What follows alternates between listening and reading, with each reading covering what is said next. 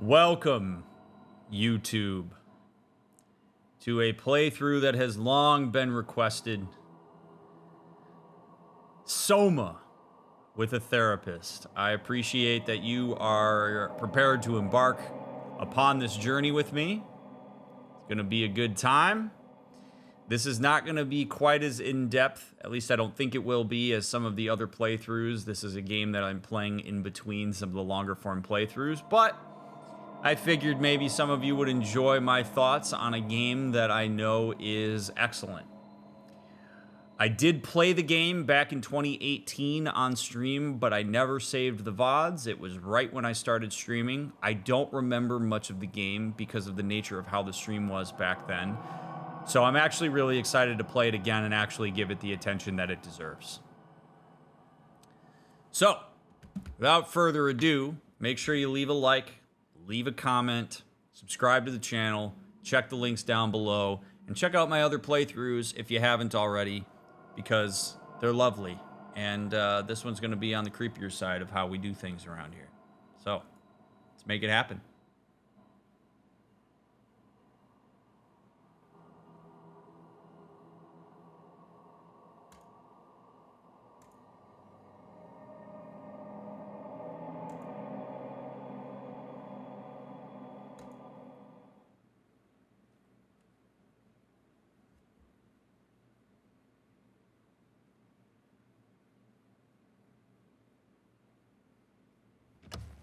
Reality is that which, when you stop believing in it, doesn't go away.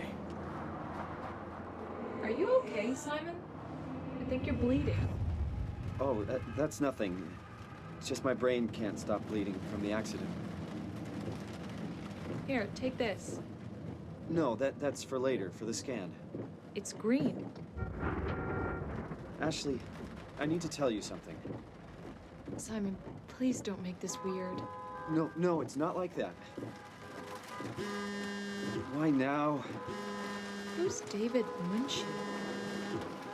Why is there never enough time? For what?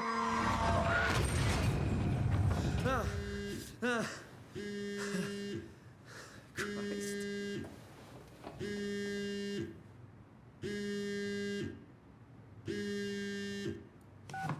Yeah, I'm up. Hi, Simon Jarrett? Yeah, that's me. My name is David Munchie. We spoke earlier. The brain scan. I remember.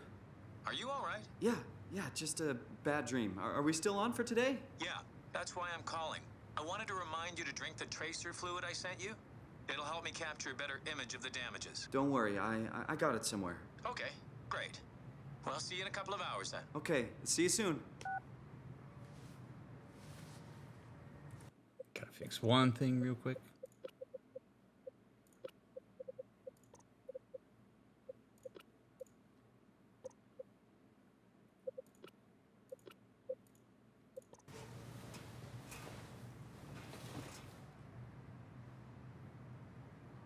This guy sleeps in his clothes. We're already off to a good start. Yeah?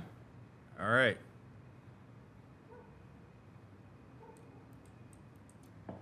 Where did I put the tracer fluid?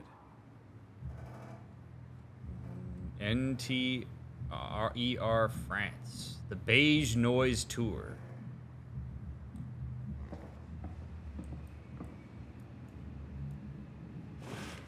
Summer's coming. Hope it's a good one. Looks like urban hell to me. Radioactive tracer fluid, where are you? Let's check out my apartment. How are my digs?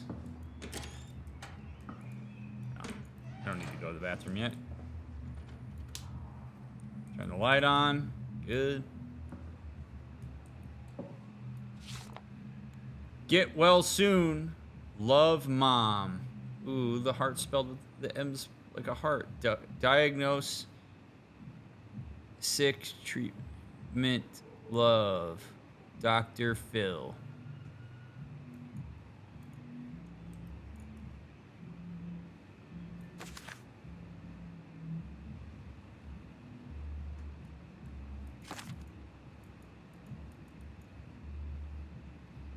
Don't know what all that says, but I like to draw, apparently. I like to doodle. What we got here?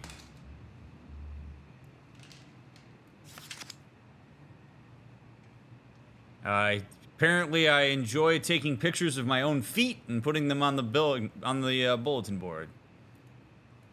Okie dokie. The Grimoire presents Robin McConnell, meet and greet and book signing, 11th January 2015. Grimoire. Okay. Simon Jarrett, McCall Avenue 47, Toronto, Ontario. There we go. Dr. Aaron Peak, St. Mary Hospital, Toronto, TN. Gaduatan 755, NMRI contrast tracer fluid, quantity 150 milliliters. Pace Lab.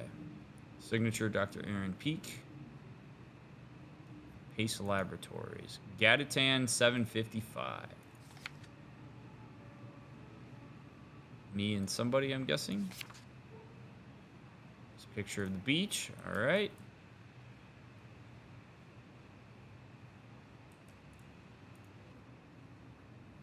Neurograph session from David Munchie. Neurograph session, 30th of April 2015. Thank you again for participating in our research. The scan will be performed at the Pace Laboratories in Toronto, but since we are guests, our access is a bit unpredictable. I'll try to schedule a scan session for Saturday. I'll get back to you when confirmed. Sincerely, David Munchie. New prescription from Dr. Aaron Peak, 28th April 2015. Dear Mr. Jarrett, I'm happy to hear your headaches have become less frequent. Your latest tests show your brain is slowly recovering, but it is still too early to tell how well it will adjust to the damage. The bleeding will continue over the coming months at least, and you will need to come to the hospital a few times to drain the cavity to prevent the blood from building up pressure. Since excessive stress could be fatal, I have written you a prescription for Prazosin to help you with your nightmares. Please read the instructions and medicate accordingly. Try to get a lot of rest, and I will see you next week. Sincerely, Aaron Peak. Your brain is slowly recovering, but it's still too early to tell how well it will adjust to the damage. Your bleeding will continue over the coming months. Yeesh. Drafts to Jesse. Forgot to hit send.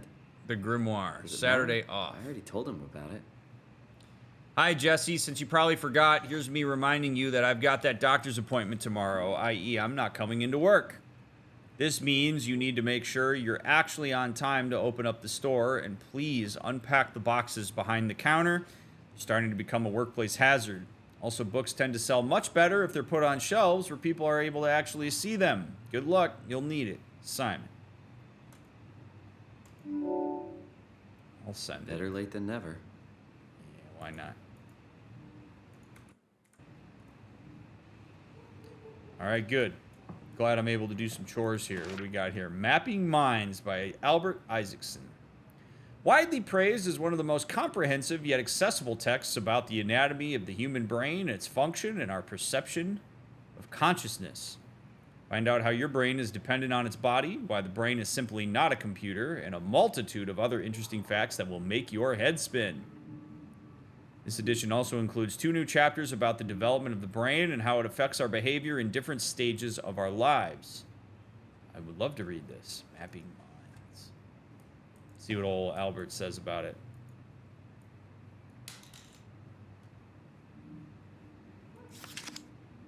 Ah, nice.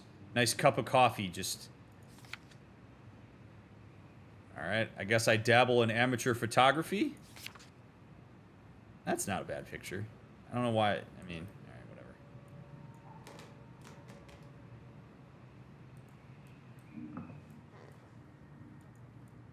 whatever. Fuck that trophy!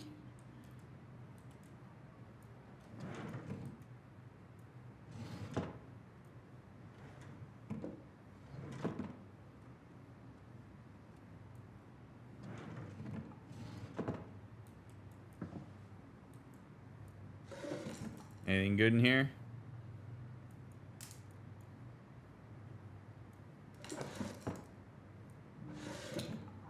Ooh. Hooked by Robin McConnell. Oh boy. Mark and Diana Miller has finally caught a break. Is Mark and Diana Miller one person? They've managed to save up enough money to take the family on that vacation to Hawaii they've been talking about for so long. But as the sun sets over Waikiki Beach that first day, Mark and Diana's paradise turns into a nightmare as swimmers are caught in thousands of thin strings stretching from somewhere below the waves. Slowly, swimmers are pulled screaming into the dark water. Desperate to get out of harm's way, their 7-year-old son Charlie is caught by the vicious tendrils. Suspenseful, mystical, and absolutely terrifying, Hooked will pull you in. Yeah, it will. I'm enthralled. That's good. That's good bedtime reading.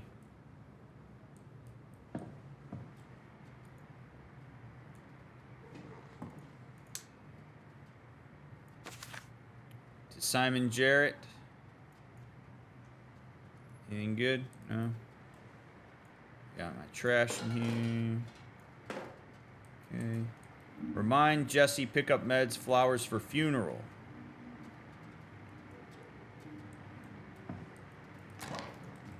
Nothing but fast food. Should buy something healthier on my way home. Is our guy Simon depressed? Got a lot of pre-cooked meals, a little pizza. What do we got? The paste. Oh boy. That's some milk. Or maybe some mayo.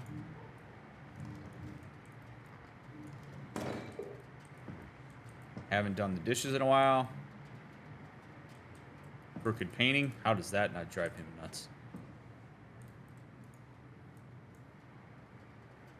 Just trying to get a lay of the land for this guy. Very small apartment. Not very clean.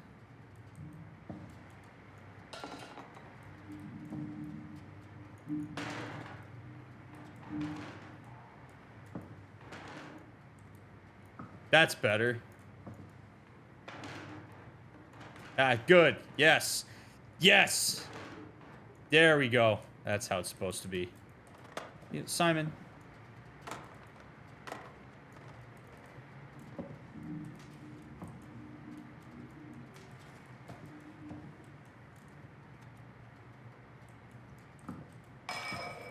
Just gonna do some chores real quick, guys. Don't mind me.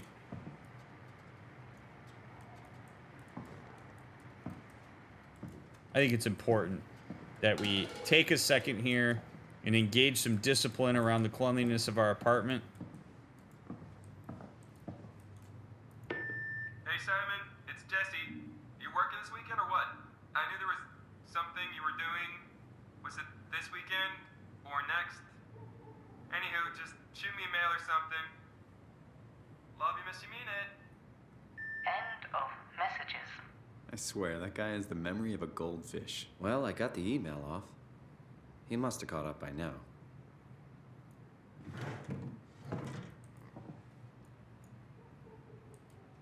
Never use that vacuum. All right. So, we have here massive recoil. John Hugh is a corrupt cop working in Hong Kong. One day, his life is turned upside down as he meets Amber, a mysterious foreigner who's kept prisoner by the Golden Dragon Triad. Get ready to go rogue, for it's time to go against the Triad, the police, and the supernatural forces of the underground. Get ready for massive recoil. Not authorized for sale or rental outside the U.S. and Canada. Is that right?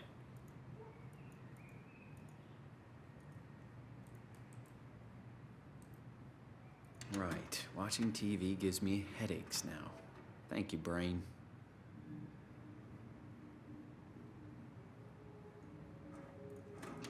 Do therapists dabble in brain anatomy, or is that more of a neuroscientist to focus on? I think therapists get some, like, basic training on how the brain works, particularly depending on what kind of specialty they want to go into.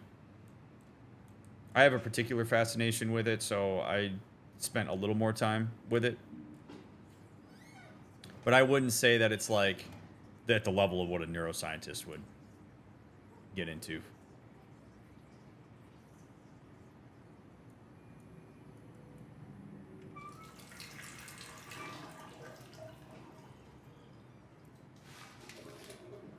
Shower with my clothes on? Probably not a good idea. All right, meds are where? Not in the medicine cabinet. That surprises me.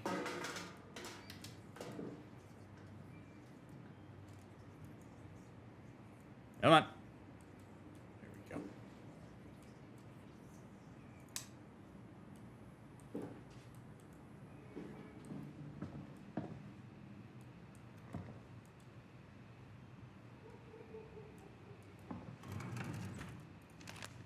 Cinema Variety, the ultimate movie magazine. Summer blockbusters. Japanimation, bigger than ever. Massive Recoil 2, flawless execution. Hell yeah.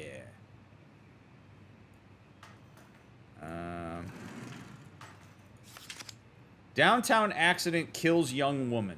Toronto. Yesterday, a driver distracted by her children ran a red light, causing her to blindside a car in the intersection of Bloor Street and Spadina Road. The mother and her children, traveling in a robust SUV, were left bruised but largely unharmed. The other party was less lucky. As the car crashed into the passenger side, Ashley Hall, 23, sustained devastating damages and suffocated from blood trapped in her lungs before the ambulance arrived. Ugh. Her friend and driver, Simon Jarrett, 26, survived, but with complicated results believed to leave him with permanent brain damage. The driver of the SUV, whose name has not been released by police, claims it was an accident and practically unavoidable. Well, there we go. So Simon was in a car driving. The woman that he was with was killed, and he sustained traumatic brain injury. Okay. So I would have to assume that that's a very traumatic event in this man's life. And I wonder to the extent to which Simon feels some sense of like guilt over that, or has created a guilt narrative, I should say. Even though there was nothing likely that he could have done about it because he was following the rules of traffic. Sometimes people will take accountability there because he was like quote unquote in control by being the driver. You got to be very careful not to craft a narrative like that because you can actually contribute to your own like traumatization. And that's a lot for a person to take on. It's so important when stuff like this happens to take inventory on what aspects you could actually control in that scenario. Accidents happen. The world does work randomly in some ways, and that randomness is something the human brain doesn't particularly like. We like to believe that we had more control, or we could have exerted control, and that we can continue to exert control in the future. And in some ways we can, but in some ways the randomness of events that happen is not something we can do. So we just have to be careful about how we craft narratives around trauma. Boof, thank you very much for the raid. I appreciate that, friend. So I'm sure we might get more context around this for Simon. I don't want to keep the doctor waiting. I'll shower when I get back. Okay, so where are my meds? I'm supposed to like get my meds, but I don't see them anywhere. So I guess I'll take my keys and go.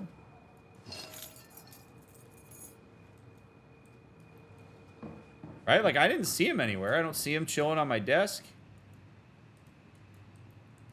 There's nothing in my medicine cabinet. Other than some cream, toothbrush, toothpaste, soap. Yeah, all right. Let's get out of here.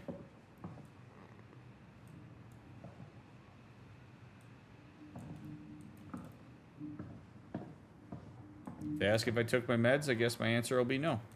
Unless, oh, maybe they're in here. There it is. There they are. Hey, what a weird place to put it, Simon. Caution. Gadatan 755. Holy shit. NMRI and other nuclear contrasting whatever. Holy shit. This has like biohazard stuff all over it. Oh, baby. Well, down the hatch, big boy. Rock and roll. Feels like milk, but the taste. It's like sucking on a penny. I can't believe they let him. Yeah, I'm with you on that one, Scott. I can't believe they let him take that home. That seems very intense. But hey. All right, let's go to the doctor.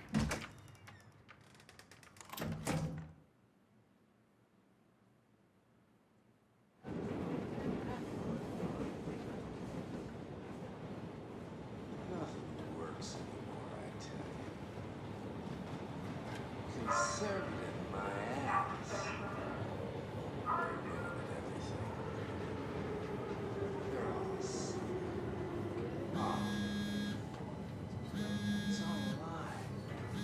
A stinking awful lie. Jesse, Hey, Simon. I got your email. Just wanted to wish you good luck and let you know I got you covered. thanks. I should be able to come to the store after the scan. Don't sweat it. I got Matt and Chris helping me out. Maddie from SNL? Guess you didn't hear? He's coming in full time, working the comics section. That's Ashley's job. Yeah, well, you know. Forget it. Not doing her any favors by leaving an empty spot. Not like she's coming back. Well, good luck. Hope they find a way to reverse the whole, dying thing. Dying thing? You're the worst support ever. What should I say? I'll see you later, Jesse. Don't burn the place down while I'm gone. Over and out, buddy. Right, so they acknowledge Ashley's death. All a big Boy, this guy took this intense medication. Now we're on public transport. That's intense.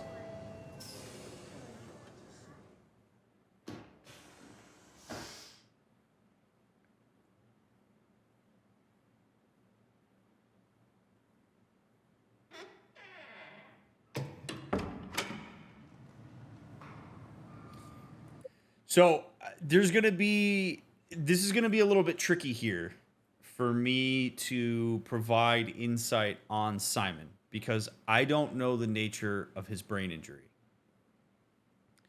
Brain injuries are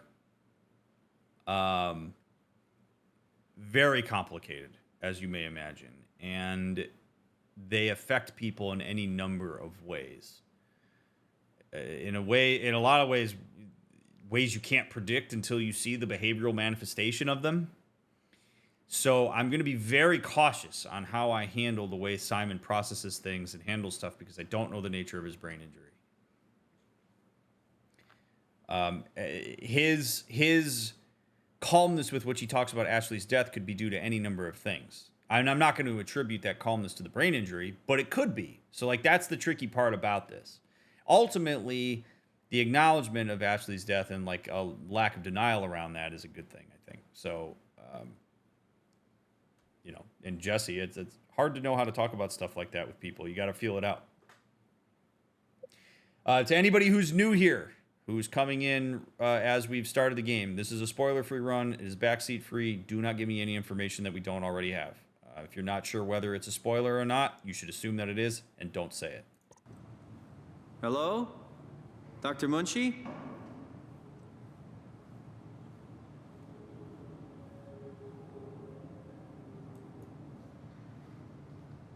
This is the doctor's office? Where is everyone? Thought this place would be busy.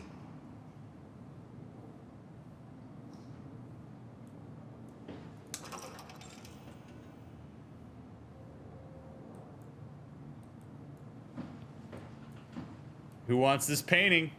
Huh? Who wants to take this guy home? Why on earth would you put this in an office that clearly did? Why would you? Why? Why? You got to be tactful about the way that you decorate a place like this. Holy crap. Oh, can. Okay, this is not the time. Oh, the TN tower? Dude, why don't I just make myself at home here? Look at, there's plastic on the seats. So either this place is brand new and they're getting set up, or this place is massively neglected. Now, I did hear them say that they rent the place, but boy, if first impressions, I mean, they're very important. This is the CN Tower. Did they say TN? CN Tower. Thank you for the clarification. I'm not Canadian. I'm just an idiot. Smart stuff about mental health, dumb shit about everything else. Don't ever forget it. I guess this is my desk now. We have clear HIPAA violations here, I'm sure. Good thing I'm not the HIPAA inspector. OSHA would not be pleased either. HIPAA and OSHA both just making an appearance, as they do in DrMick playthroughs. Good, yes. Let me just let me just pour through.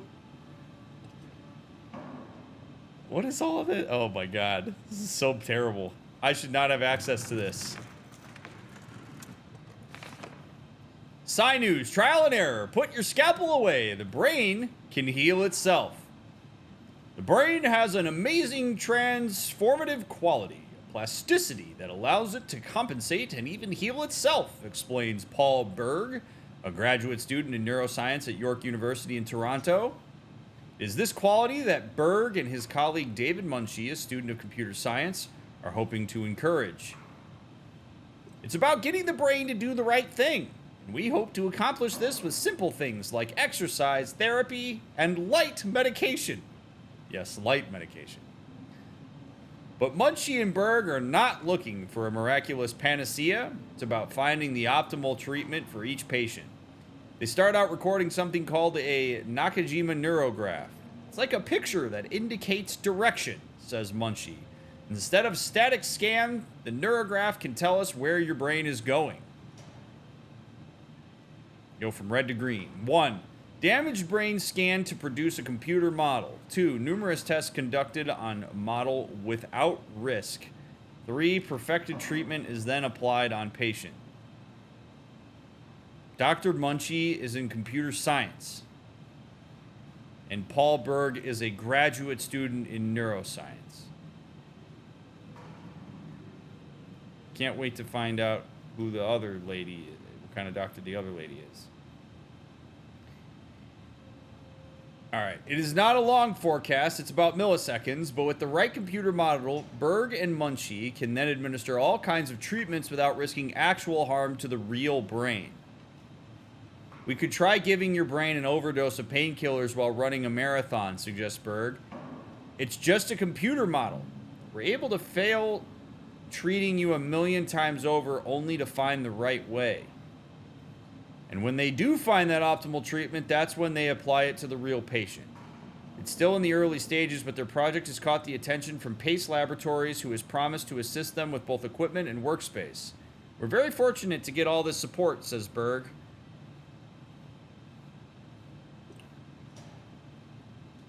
Now we just need to get out of the limelight and actually do the work.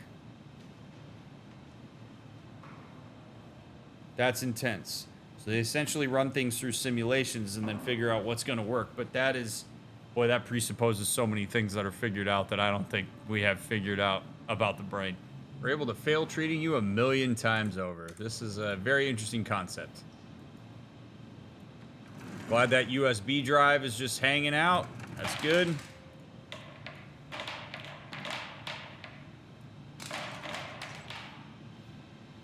Do I do it? I gotta do it. I should not be on this computer. Scan now from David Munchie.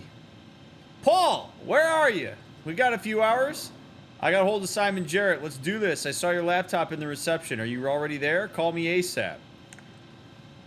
From David Munchie. Get your staff ready. Hi, Paul. Talked to Pace about using the lab this week. I've managed to book the scanner for tomorrow morning and again on Friday. It's not a lot, but they said we could use the empty reception area as a kind of office. It would allow us to use their computers to run models, and also if a time slot opens up, we can get in there and use the scanner rig right away. I thought we could run some tests tomorrow. We could do a scan of each other to learn the equipment. It's supposed to be pretty easy. On Friday, I'm hoping Dr. Erin Peak will send somebody over. She has a patient that was recently in a car crash. Should be interesting. David.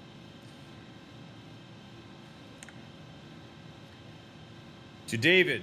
I found some extra time in the lab today. Unfortunately, nobody told us about the code change, so I called security, talked to Professor Wei, and to have him vouch for our project, and finally got a hold of some honcho over at Pace's legal department that could re-grant us permission to use the lab. I'm not allowed to repeat the code in mails or texts, but I'll leave a note or something in case we forget. Paul. Also, I need to correct something that I said before I left to go tuck my wife in. If these guys aren't medical doctors, they're not beholden to HIPAA. So Simon, in a lot of ways, by working with these guys, is taking a huge risk. Same thing if you see somebody like a life coach. They're not bound by HIPAA. So HIPAA is, I realize we're in Canada, but HIPAA is a very powerful force. Your medical confidentiality is important. And entities like HIPAA don't mess around. But when you're not a medical doctor and you're not in the field and you're not like licensed to practice medicine, that's not something that you are beholden to. So they could have all assignments case notes out on this desk and it really doesn't mean anything because they're not. Now, this Aaron Peak person referring Simon over here adds a bit of complication because if you're Simon, you are more likely to take this place seriously because your doctor has referred you to them. It's a type of power that therapists and doctors have. So you assume that if your doctor's going to refer you to this thing, that it's legitimate treatment. And it may or may not be. So I really hope this Aaron Peak person has done her homework because it's pretty intense that she would refer Simon to this when it seems to be pretty experimental. Get some mood lighting going here. But man. Now if I was a code for a door, where would I be?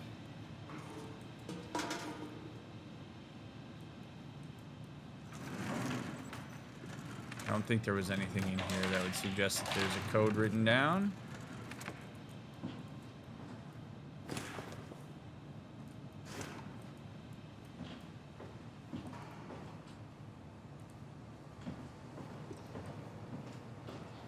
I don't know where else they would have written something down in here.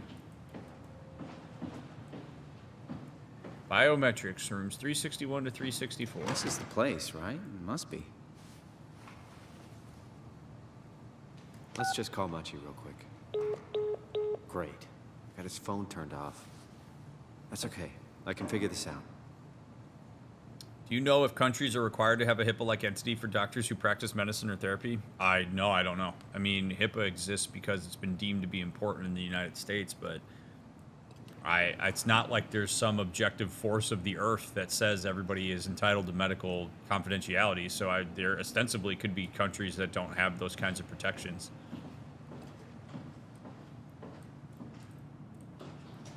All right. Let's see. Where would I write that down if I was...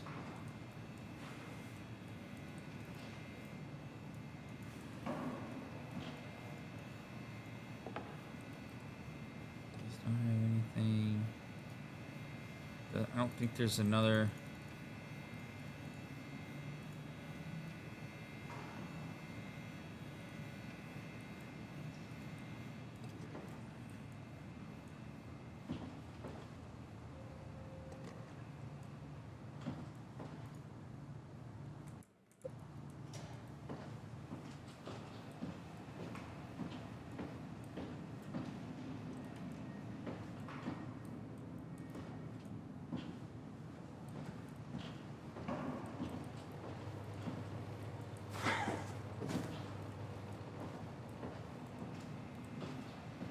Gotta be back here.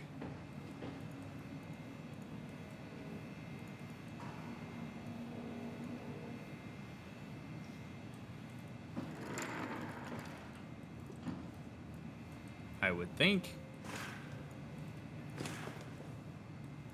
Boy, we're gonna have a lot of fun at this game if I can't even figure this shit out. Stupid ass trash can. I'll leave a note or something in case we forget. I can't click on any of these papers.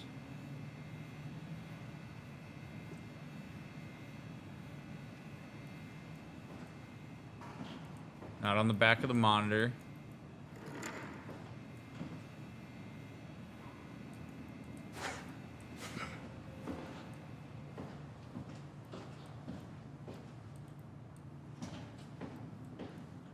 Is there a way to get my phone out?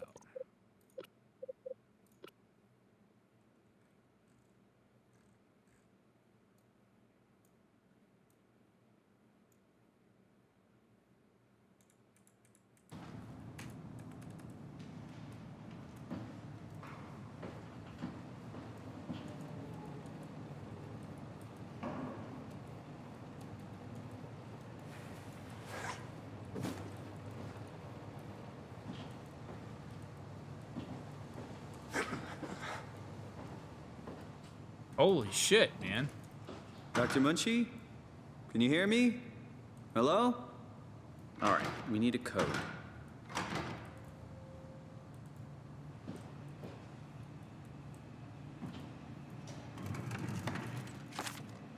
Oh, 2501. There it is.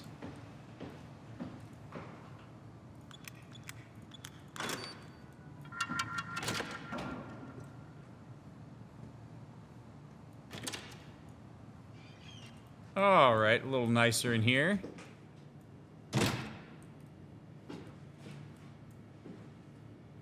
Antonin, 361. Hello? James G is in there.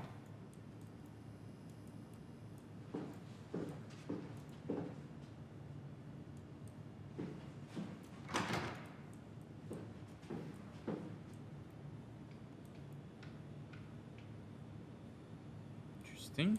What do we have in here? Sally R. 11. Steve all day.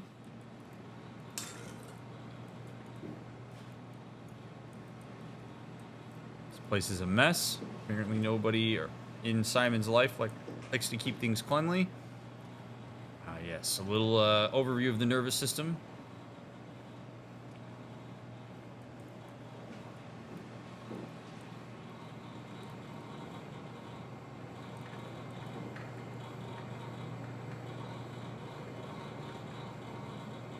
Cool medical imaging, I guess. All right, what we got here?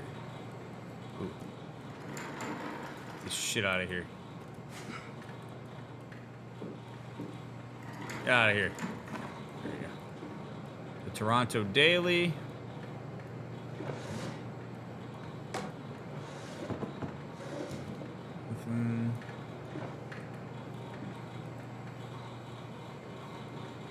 That's a big ass syringe to have leaving out like, oh my God. That's just, I'd leave. I'm leaving. I see this shit, I'm leaving. And you should too. Have standards for your medical treatment.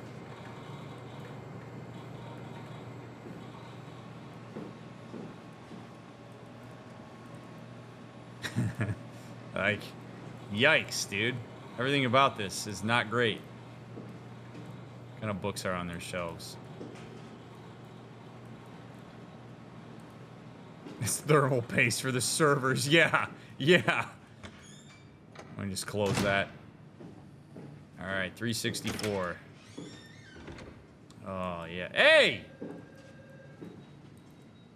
Oh, hi. Didn't hear you come in. Simon Jarrett, right? Dr. Munchie? Well, it's just Mr. Munchie, but I'm working on it. Actually, you're helping me right now. Is this part of your thesis work? Yeah, it's a study I'm doing with my colleague Paul Berg. We hope to design a gentle way to work with brain reconstruction to help people like you. Oh, did you take the tracer fluid? Yes. Yes, I did. Great. Well, we can start whenever you're ready. I'm not. See you later. Just because, okay, look, just because he gets a degree doesn't mean that he's any more, like, smart than he is right now. But what? Where is my informed consent document? We just met. Please, have a seat. I know. Okay. I know it's a video game. All right, but you all got to bear with me for a second here because this is actually really important to talk about. When you're going to receive any kind of treatment, or if you're ever going to be part of a study, that somebody's doing, like if this is his doctoral thesis or dissertation, whichever word you prefer, there should be buku informed consent. You should know exactly what you're getting into. You should know the risks. You should know that this has been run by an internal review board. All of it. When you go to run a study as a researcher, you have to submit your research proposal to the internal review board of the university that you are working at. That internal review board has a lot of people on it that are hypersensitive to ethics and liability. And if that board deems your research to be either unethical or problematic in some way, they're going to send you revisions on that and suggestions for how you might attend to those issues. One of the things that you have to provide to an institutional review board. One of the things you have to provide to the IRB is the informed consent document that your participants will be exposed to and sign off on, because you can't just include people in research willy-nilly. People have to understand what they're getting into. And if there is anything in that study that needs to be concealed from the patient or from the participant, the review board you have to provide explanation for that, and the review board has to sign off on it and deem that it's worthwhile as it relates to the research that's being accomplished. And a lot of times they will shut that down. If Simon here has not received that documentation, he should not go sit in this chair. He should know exactly what he is getting involved with. Just because this guy is a student and working toward his doctorate and he says, I'm Mr. Munchie, well, he shouldn't be like necessarily freaked out by that. However, it is incredibly problematic that he is referred to as Dr. Munchie anywhere else. That is a false credential, and that's a red flag and a half about what's going on here. You don't get to call yourself doctor until you have actually achieved that credential. And to present yourself in any way that is not in line with where you currently are is a really bad thing. So the fact that, and it really says a lot about the doctor that referred us to him, that she didn't vet this out. That she's working with a patient who has a traumatic brain injury sustained from an accident, where not only is there physical trauma, but also likely emotional trauma due to the fact that he had somebody in the car with him when this happened. And she just willy-nilly was like, yeah, go talk to these guys who are doing some experimental shit. This guy's a computer science guy, and the other guy who we haven't even met is a neuroscientist. And I have no reason to believe that his credentials are any more legit than Mr. Munchie's are. I mean, this is like red flag city right now. And if you are the patient, if you are ever in a situation like this, where you don't know what you're getting into, you haven't fully signed on a consent form and service agreement, you feel any kind of discomfort around this, you turn around and leave. You are not obligated to stay in this situation and sit in this chair just because this guy looks you in the eye and speaks confidently and says, you know, I'm here to help people like you. You turn around and you leave. You exert your autonomy in this situation. Should have left when I walked into the reception area, but now we're really needing to go. This is bad all around. So I just want to give people a little bit of an understanding of just how problematic this situation is, if you couldn't already pick up on it.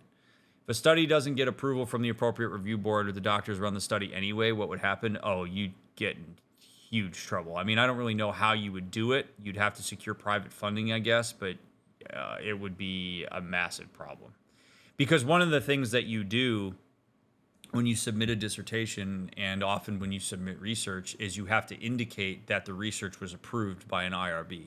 And so if you're going to try to publish it in a journal or something like that, you're just not going to have any luck with it because the IRB didn't sign off on it. So it wouldn't get published. You'd have to go basically guerrilla publishing. Oh boy. This is so bad. This is so scary.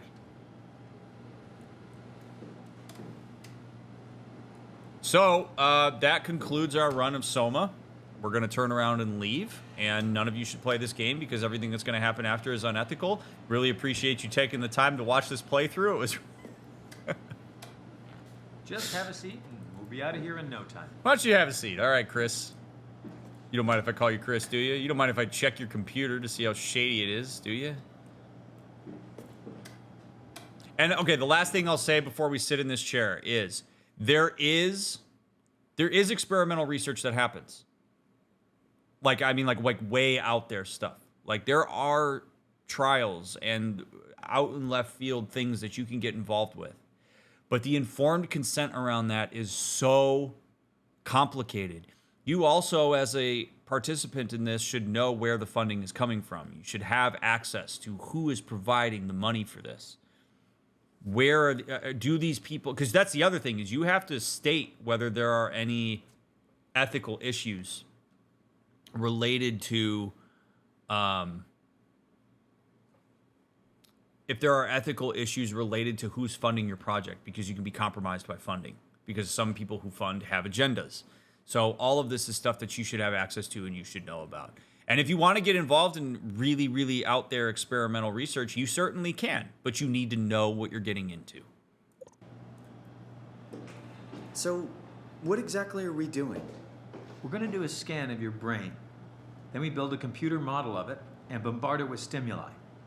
The program will help us to quickly iterate your treatment plan until it's fully optimized. In short, develop the perfect treatment for your condition. So it's not just a study, this will actually help me. Well, I should hope so. Otherwise, this would be a huge waste of time. This is not informed consent.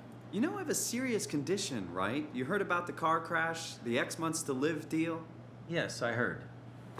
Must be hard having to hear that.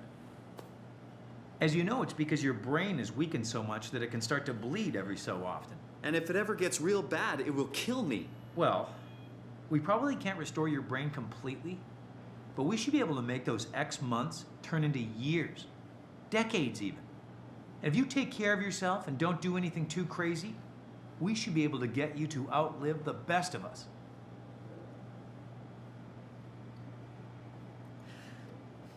I really hope you're right about this. Me too. This could make a huge difference for how we treat people with brain damage. So, what do you say? Should we get going? Sure. Let's get started. Take a seat.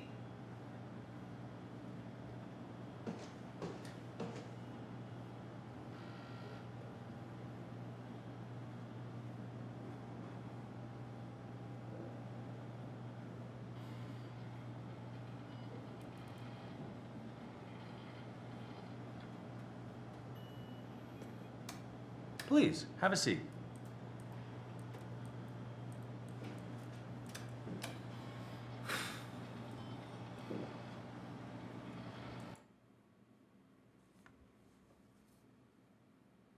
You know what makes this even worse for me, aside from all the obvious and everything we've already talked about? I didn't actually anticipate that we were going to go in this direction with the conversation, but I actually think it's really important that we do this. When you do human subjects research, there is a good chance that the population or the sample of the population that you are engaging with for research purposes is vulnerable. And in this case, this guy is working with people that have TBI, traumatic brain injuries.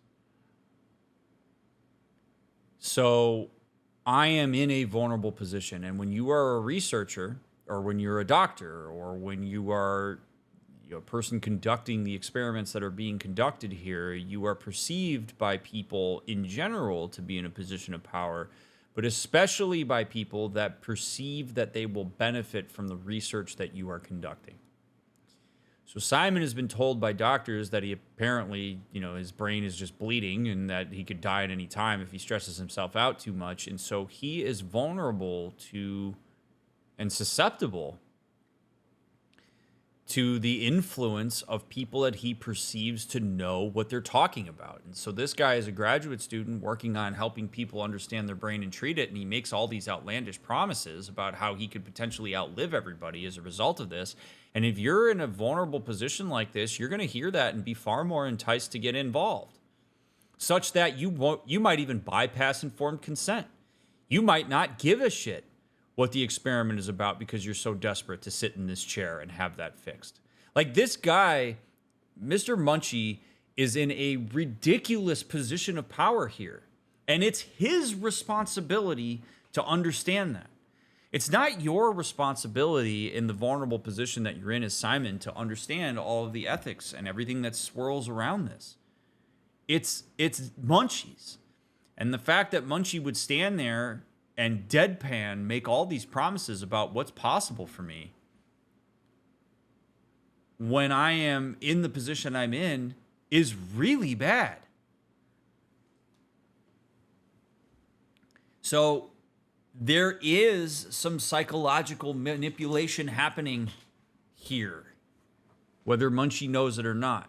And so Simon is far more likely to sit in this chair, despite all the circumstances that we've seen leading up into this point, than a person who has not experienced a TBI and isn't desperate to get this stuff figured out. And there may be some chance that they know this, which is why they bypassed IRB. Or, I mean, I don't know. I mean, I have to believe if this guy's conducting the research as part of his studies, then it has been approved by IRB, in which case he's initiating the protocol improperly.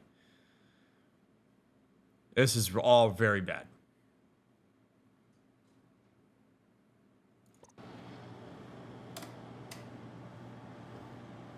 Let's get this show on the road. Whenever you're ready.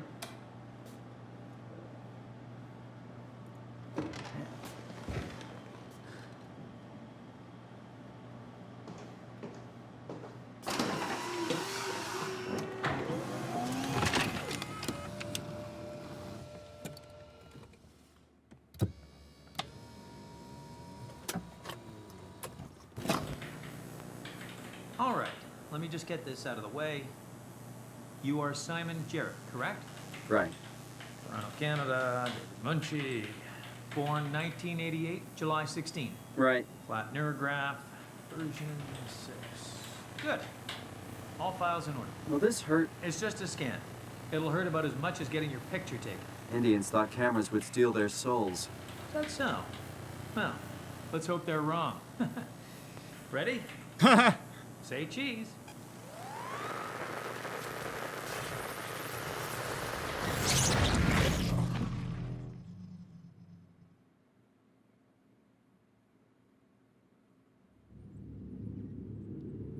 What happened?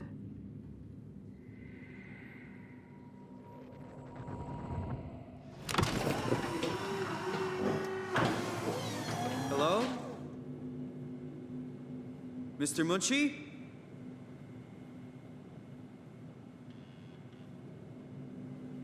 Did something go wrong? This isn't funny. I'm not supposed to put myself in...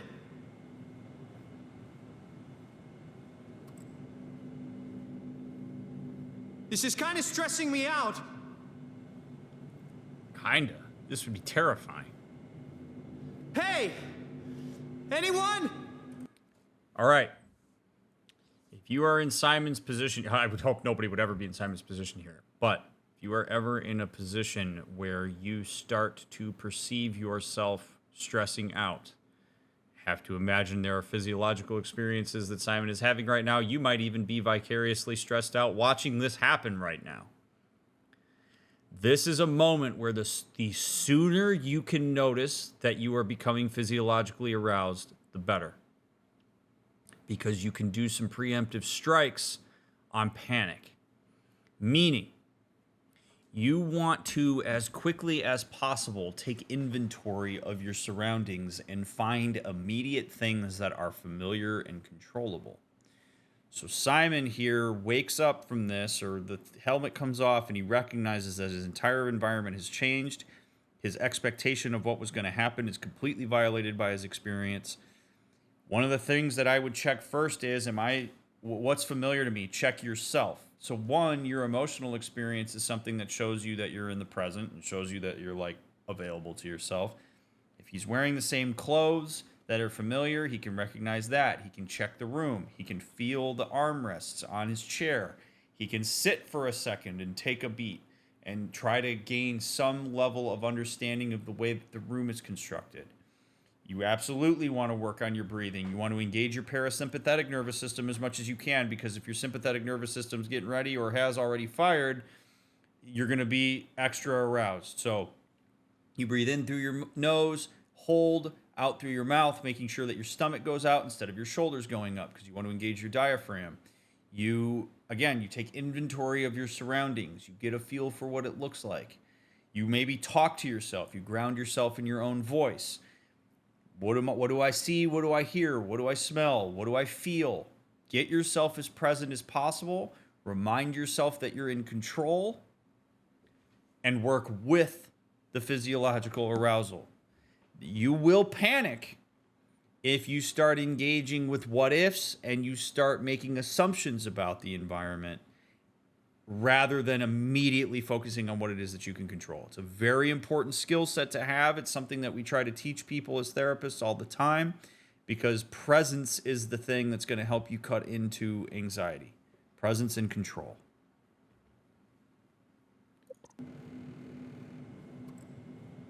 Yeah, this is scary, man. This would be terrifying.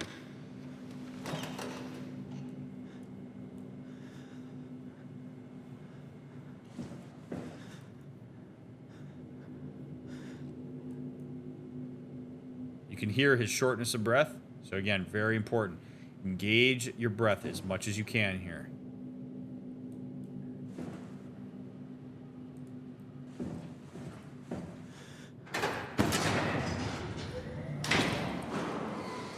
What the hell is this place? How did I get here?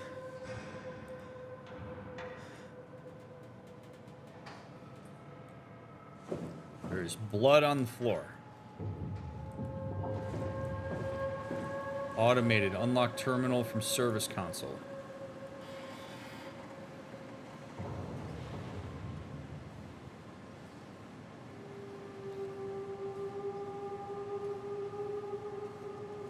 Not necessarily. Does that advice change for somebody in Simon's position where being stressed is dangerous? No, because you want to try to de-stress as much as you possibly can. I would argue that that advice is even more important for somebody in Simon's position. Holy shit.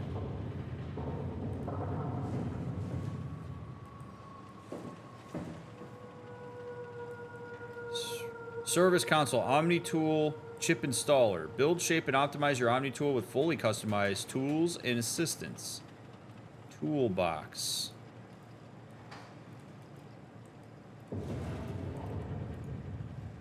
Insert Omni tool to access. I don't think I have one of those. Attention, stand clear, door opens and closes automatically. I am locked in. Peregrine, thank you for the sub.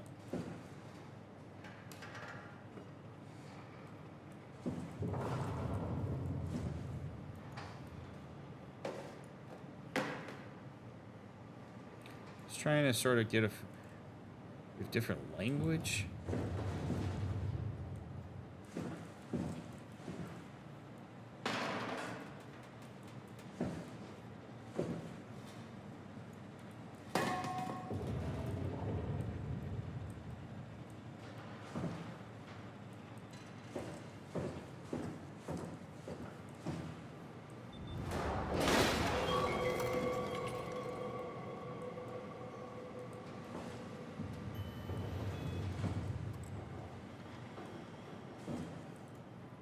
God, this would be so scary.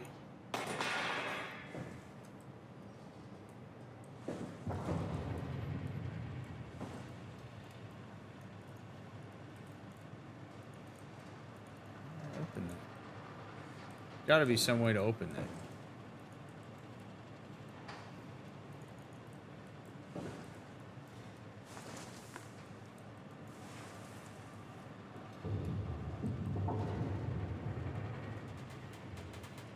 Omni-tool chip installer. Alright, if I was an Omni-tool, where would I be?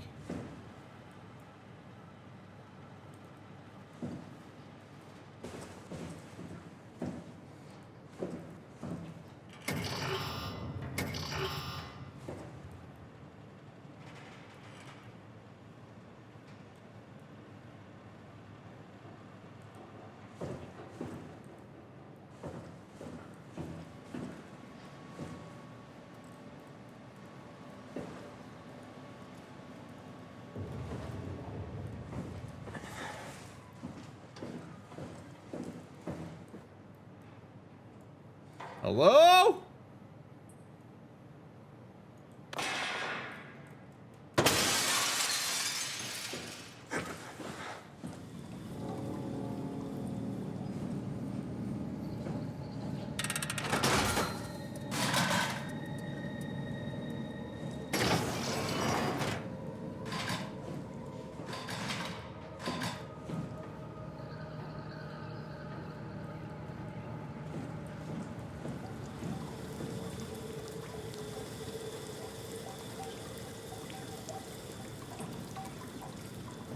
Alright, can I break the lock with this too? Yeah. Yeah.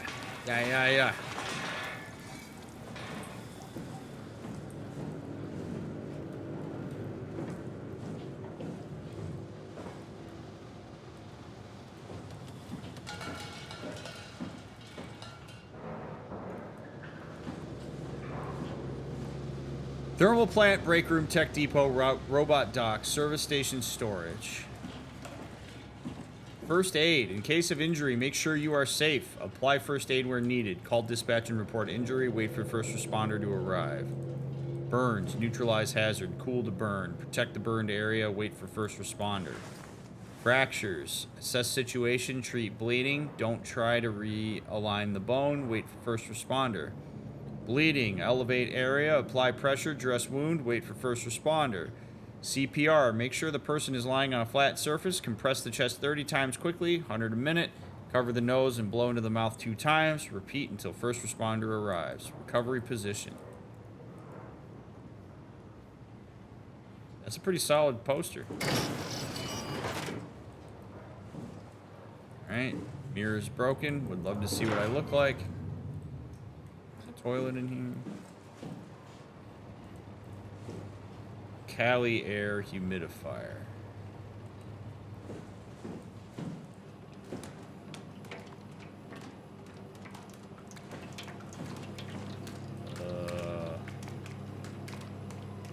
Don't love this.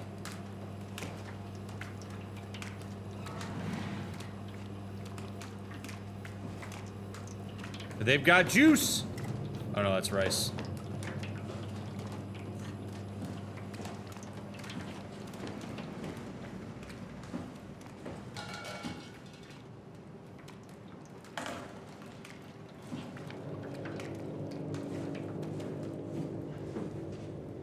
Data buffer available.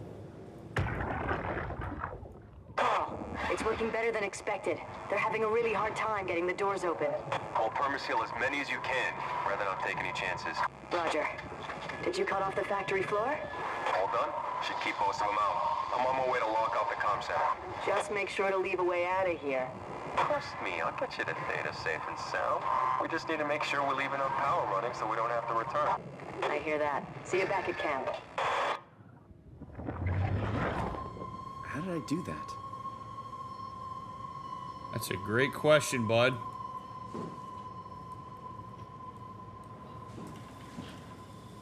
Seems there's going to be a lot of questions we have to ask ourselves here. Pneumatic seal. Machine hanger. There are fire extinguishers everywhere. Love how this thing just falls off the door and you just throw it aside. Alright, here we go.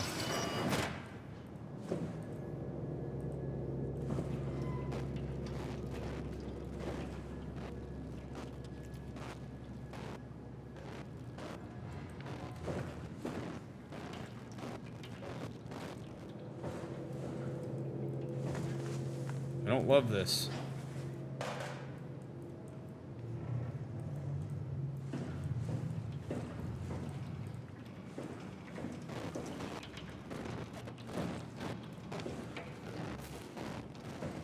Danger. Restricted area.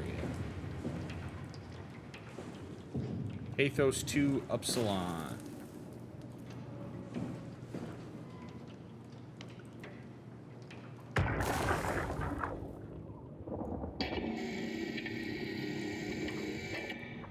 Hey, you. Can you talk? Can you talk like the others? Why are you like this? You want some structure, Joe? Yeah, you do. So weird. Doesn't make any sense. I'm gonna shut you down now, okay? Yeah, you're creepy as hell, so I'm gonna shut you down.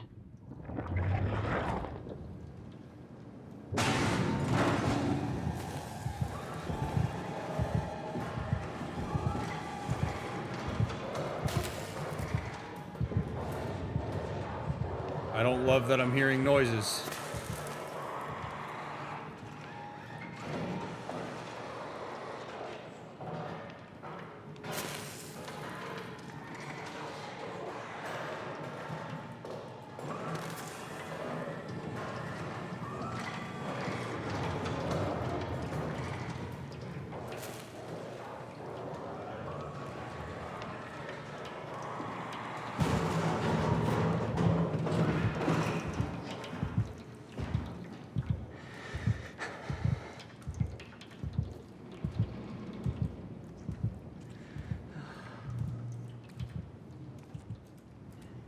Oh, good. It's a thing that can crawl through metal walls. That seems good, right? We have fun here. So glad I was fully informed and consented to this happening to me.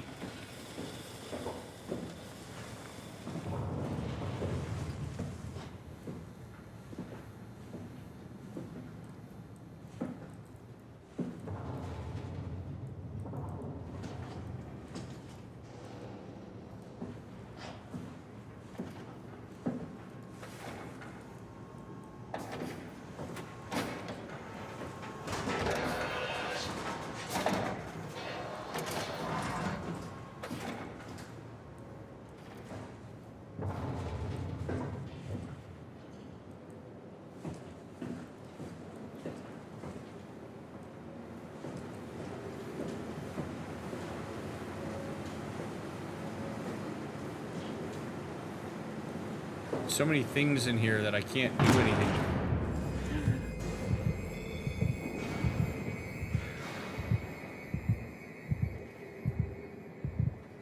This is not bueno.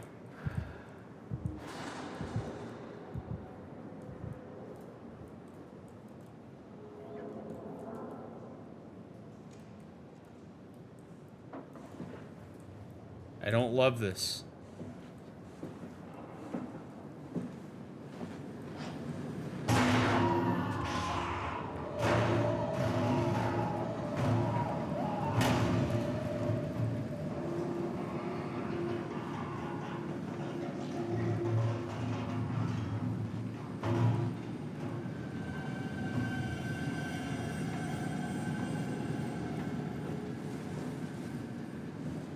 I don't know, chat. I heard yelling behind this door. What do you say we check it out?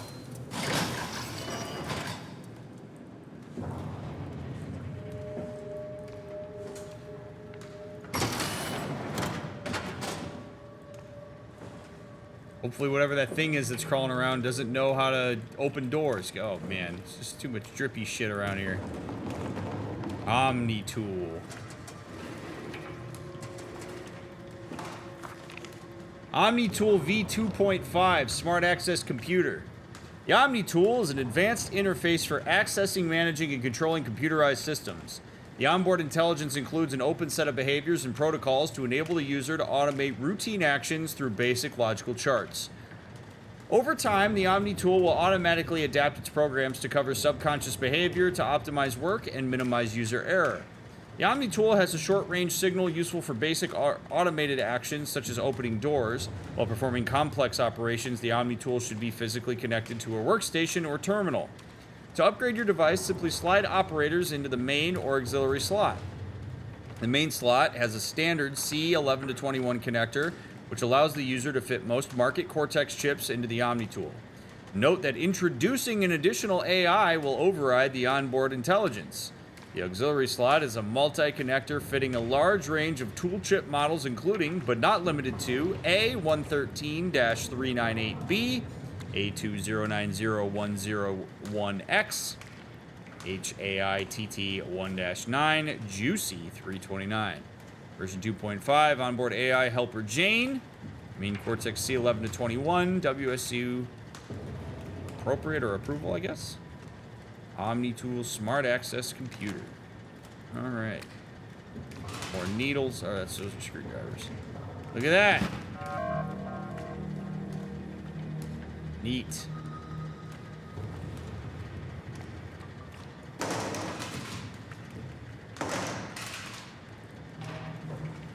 Hey, it's one of these things that I can get memories from. All right, so I now have an Omni tool.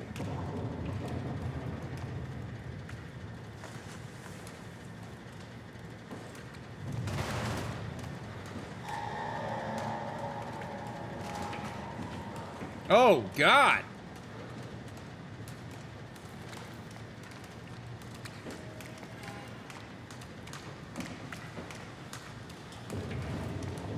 That blood looks fresh, man. Really hope I get a flamethrower. Does that Omni tool shoot flames? Because, it'd be nice if it did.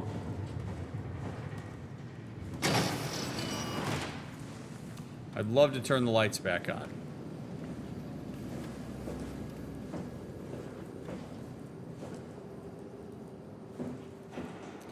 Now, again, it's really easy to let your brain wander here.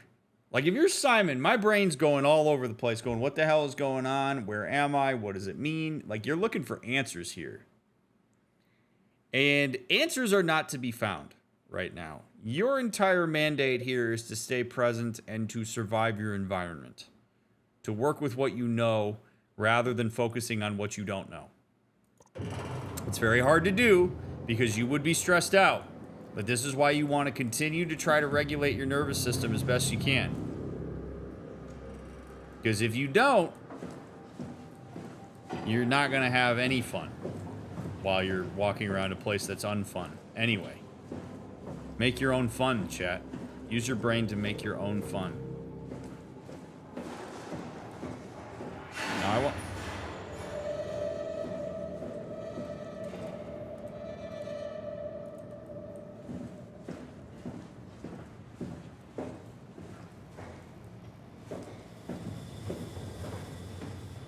I want to go see if my Omni tool can do something in here. Because if I was in this situation, I'm coming back here trying to sit in that chair and get the hell out of here. That's what I'm doing.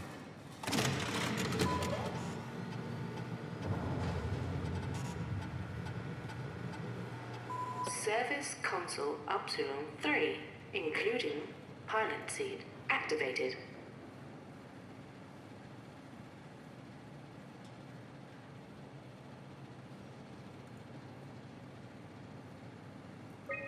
System status. Upsilon 7185783. Run setup. Warning. Remote access denied. Warning. Servers offline. Warning. Main power suspended. Initiate WAU setup A.41IU. Program unreliable. Denied. Emergency systems 13 days remaining. 3 progress scan. Upsilon 61633. Data cache graphics legacy. Unfold. Subject Simon Jarrett. 28XY terminal scan. _David Munchie 2015 V1 Toronto. Operation unavailable. Omni tool. Manage tool chip. Welcome back, Louise Muron. Epsilon. Your Omni tool is in perfect condition but not fitted with a tool chip. Note that without a tool chip, your FST kit will be unavailable, including your cross-site security access. To continue using your designated privileges, please insert a tool chip and run an update. tool chip not inserted. Manage Cortex chip. Welcome back, Louise Miron. Your Omni tool is in perfect condition. You are currently being serviced by the default onboard intelligence helper Jane. Note that installing a Cortex chip will override the helper and may severely alter your user experience. Unlock toolbox. There we go. Orientation. I know they told you that field technicians would get full access throughout Pathos 2. I'm here to tell you that's not gonna happen. Don't get me wrong, I don't want to get in your way. We need you guys to keep this place up and running, but there needs to be at least some level of security on these things. I don't want to hear you barged into some quarantined area at Omicron and just knocked out the whole place with some virus, or whatever the hell they're doing over there. This is what you can do. You'll be able to use it to open doors, basically all of them. If you can't, there's something wrong or someone didn't want you in there. Then what do? You shove that Omnitool into a terminal and see if you can't get around it somehow. I mean, sometimes you'll need to get into places where you don't belong. Just find a way. You're an engineer, for crying out loud. What else? Take care of your gear. Don't be an asshole. That's about it, really. My name is John Strohmeyer, Pathos 2 security operative. I got an office at Theta. Come see me if you got any issues you can't handle yourself. Good luck. I'm so oriented now.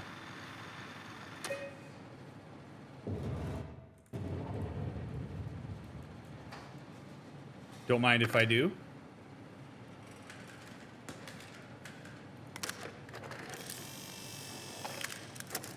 Tool chip found.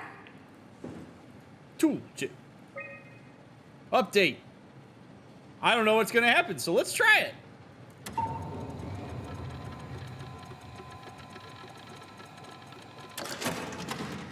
Toolchip security cipher updated. Just drop some of these off for anybody who might come in here next and doesn't have an Omni tool yet. Omni tool, level 3. Nito Burrito. I'd like to turn this back on if I could. Nope, can't. Okay, cool. The whole place went dark. Love that. Pilot seat number 3, Upsilon. In progress.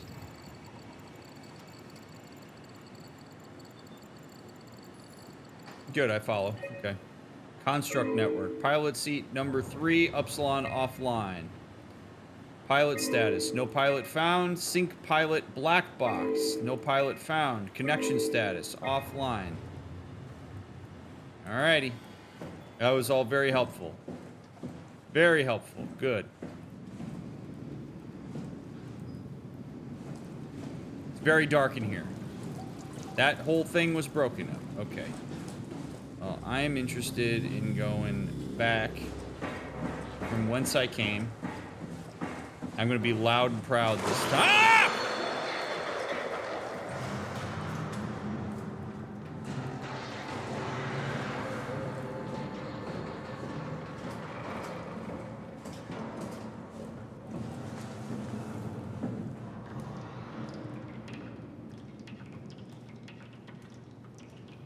Noted. Do not go loud and proud.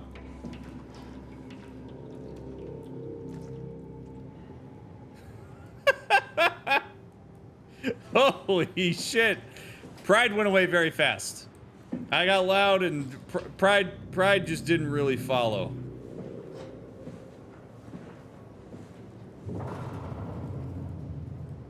I don't know what the hell that was, man. But I don't like what it was.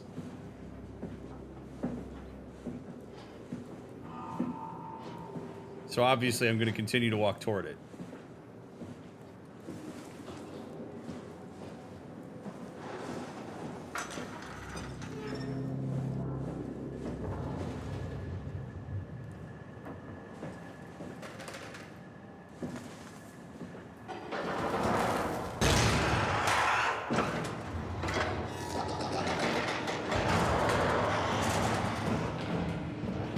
Back away slowly.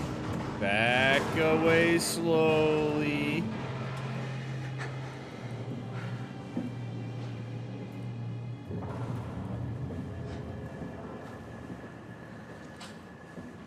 We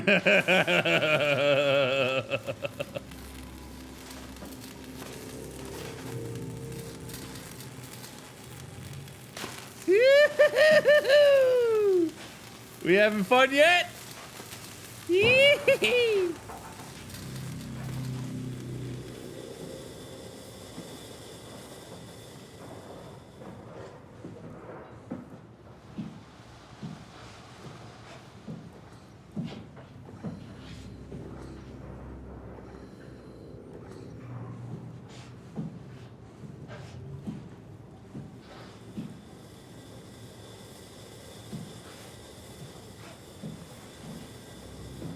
Nothing over here? Alright. I went in a big circle.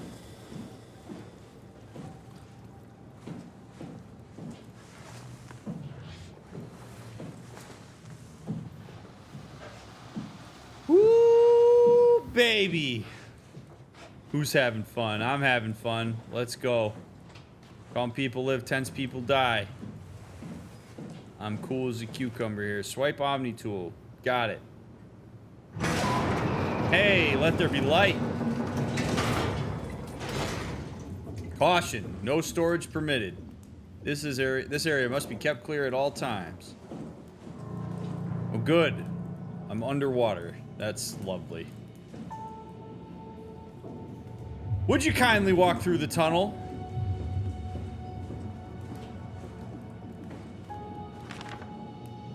Got some sharks. Like nothing happened. Everything still looks the same. All silence alike.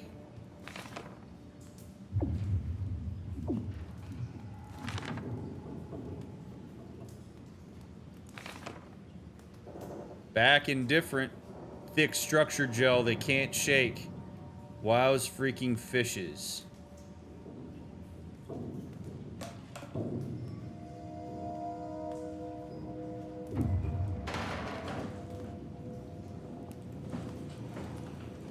Yeah, boy, I hate that I'm underwater. I'm here. Ready to let it go yet? I guess so. Plenty of opportunity to go stand on the fishes back at Theta. I'm gonna miss this place. Hope so long. Come on. We've worked here for years. You're not even gonna miss it a little bit? A power plant full of psychotic machines. I'll find a way to go. That's cold, man. It's not Upsilon's fault it got swarmed. Whatever. Seal that thing and get back to camp already. Roger that.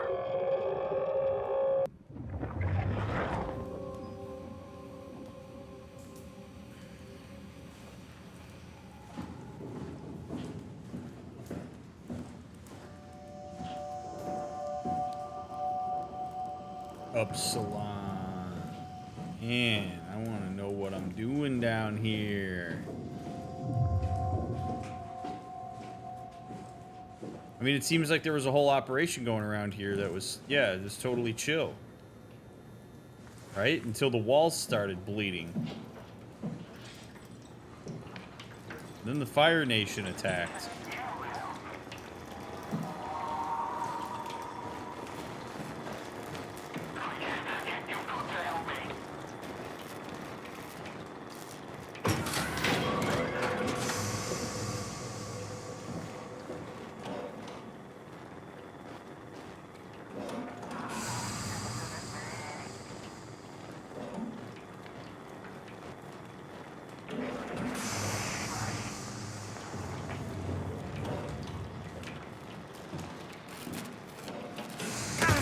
No! Shit. Ow. Alright, don't touch the electricity.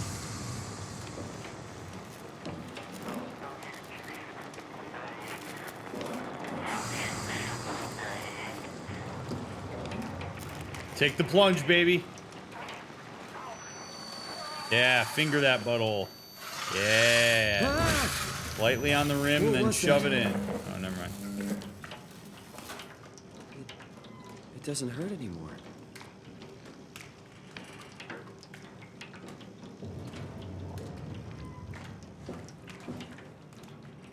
The birth of a meme.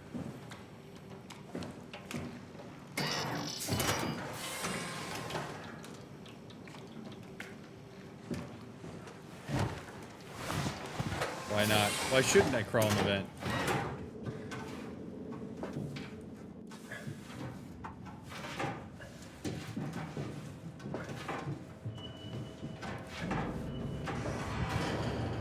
A lot of controls up here in these vents. Okay, alright, keep moving. Just keep moving.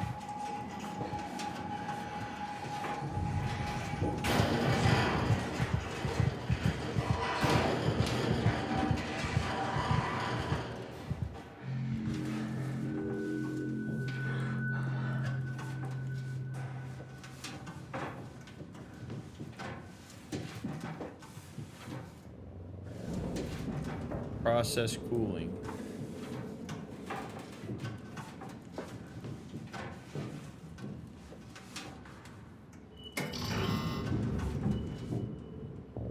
No dice.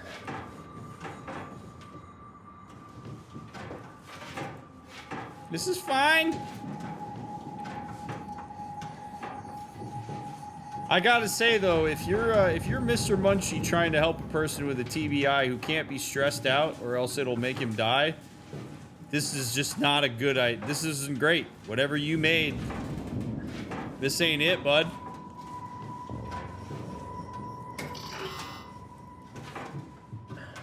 This is why you always know what you're getting into, because boy howdy is this bad.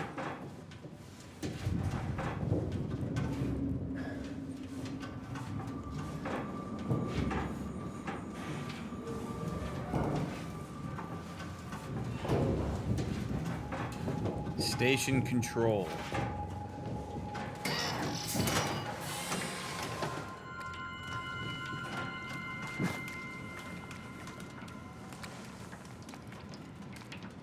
Upsilon geothermal power plant.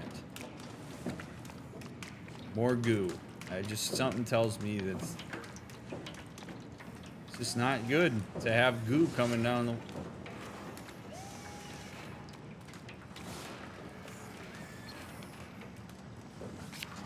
Don't touch the structure gel leakage. Can't confirm its effect on WoW. Issue has been reported to SSE Woolsheck.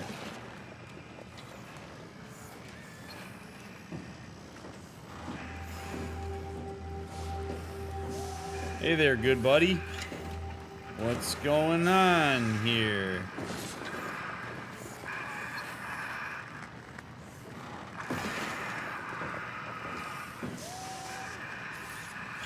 Hey, can you hear me?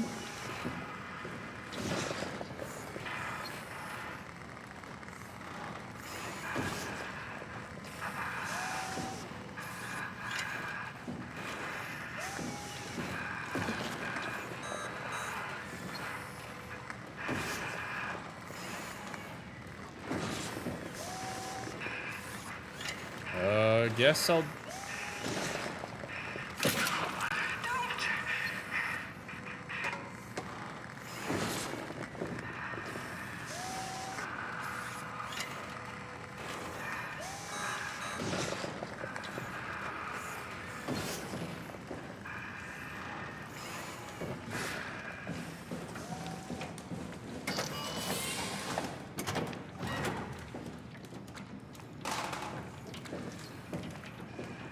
I'm gonna have to... Oh boy, I don't have to do it, but... If you can talk to me, you should say something right now or I'm gonna pull this out, please.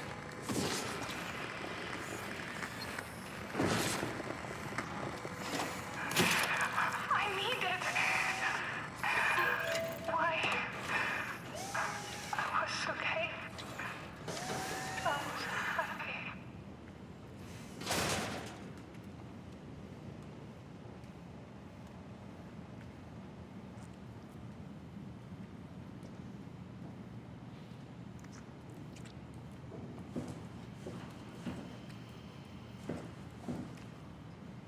Well, hey, the button's yellow.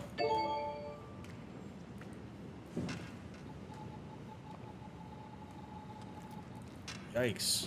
I mean, maybe it couldn't hear me. Oh, God. All right. I don't love what just happened.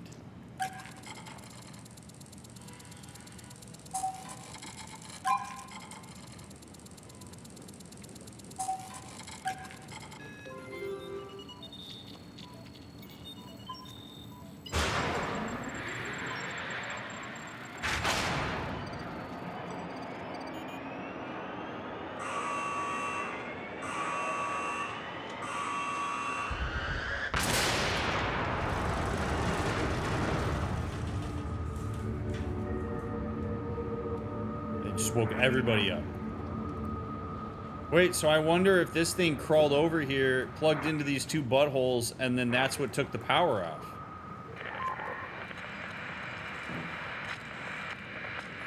Yeah. Oh, what's happening? Hello? Is there anyone there? Hey, can you hear me? I hear you. Absalom, what's going on? I have no idea. I just sort of woke up here. In the room right now? It was like a seat with a helmet. Is that right? What's your name? I'm Simon Jarrett. And what do you... signal... Damn relays. Where are you now?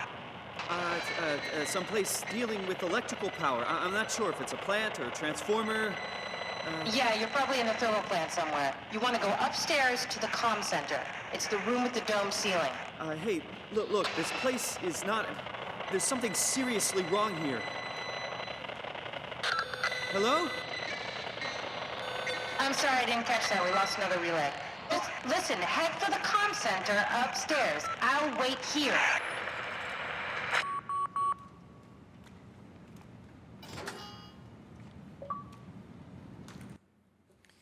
You get a lot of information about your circumstances when you read the reactions of people when you provide them with information that you think is novel, and they certainly don't respond as if it is.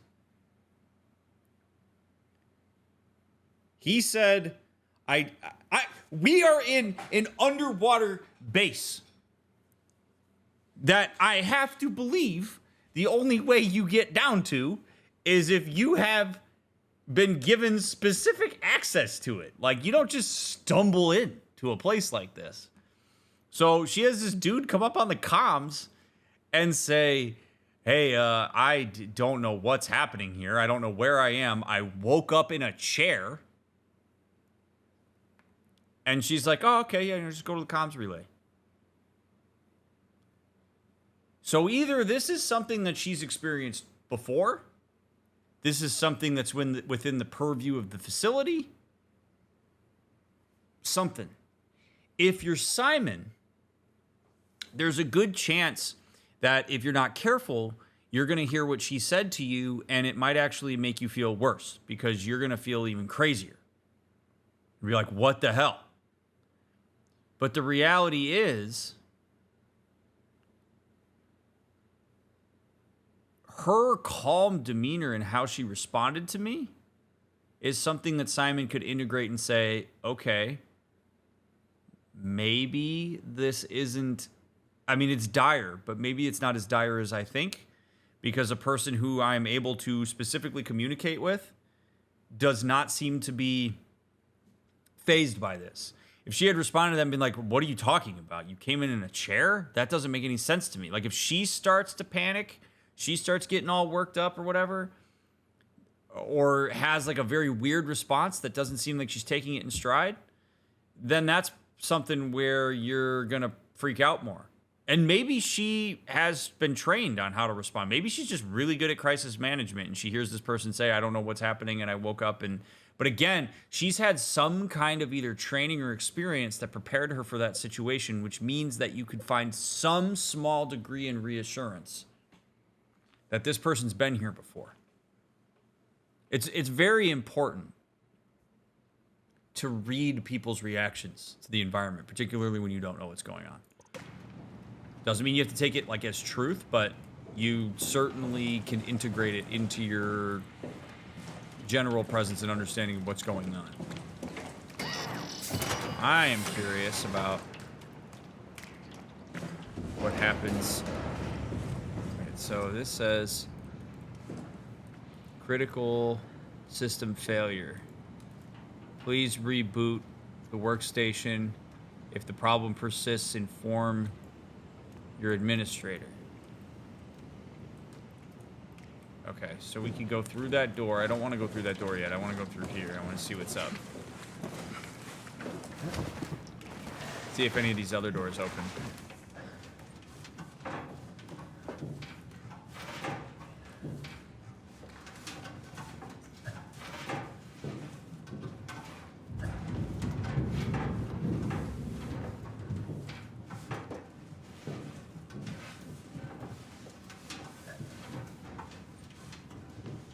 That door's still red.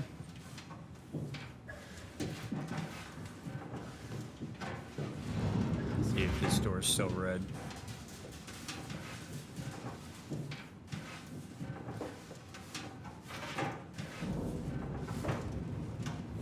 Yep, okay. Oh, through the door we go then. Oh man, those of you that are watching this on YouTube, or if you're here live, thank you so much for hanging out with me and enjoying the playthrough with me. It means a lot that you would support this game. I know it's a little bit more out there than what you might be used to. But I do appreciate your support of the channel no matter what it is that I play, and I hope you're enjoying yourself despite it being a bit spooky. I'm going to do my best to talk us through these situations so that maybe you can learn a little something about how to handle situations like this. As if you'll ever be in an underwater station against your will, but you know what I mean. Falling hazard, indeed. Wow. How far down are we? Systems, Upsilon standard pressure, 2.017 bar, oxygen unavailable, station diagnosis unavailable. Production, power restored, recorded downtime, 143 days, 11 hours, 37 minutes. Okay, so this was not just taken down by that robot. Energy production, 426 megawatts. Step down, transformer status system online. Structure, structural, inner hull integrity, multiple breaches, sector ADGJK. Base structure, subcoat, minor perforation, armor, area U4, U5 abandoned, pressure sluices. Locked S3, dock chassis confined D1, D2. Reading this as if I know what any of that means.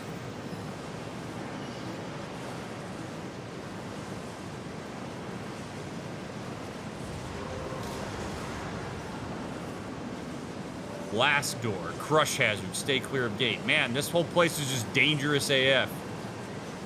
Warning, high pressure steam. I don't want to be anywhere near this room. I hate everything this room has to offer.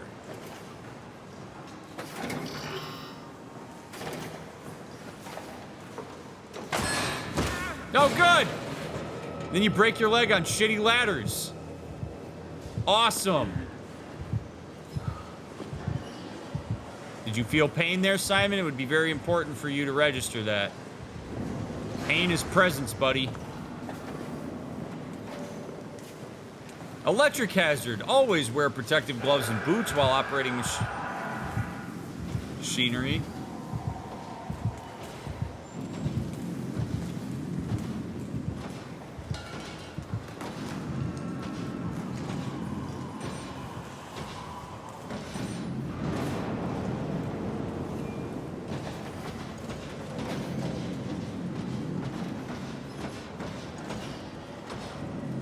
What is that?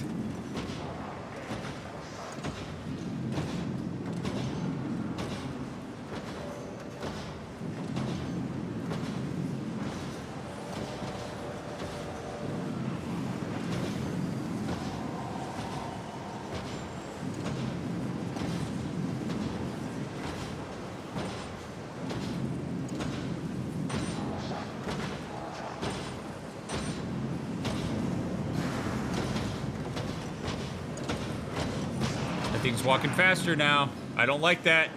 I don't like that.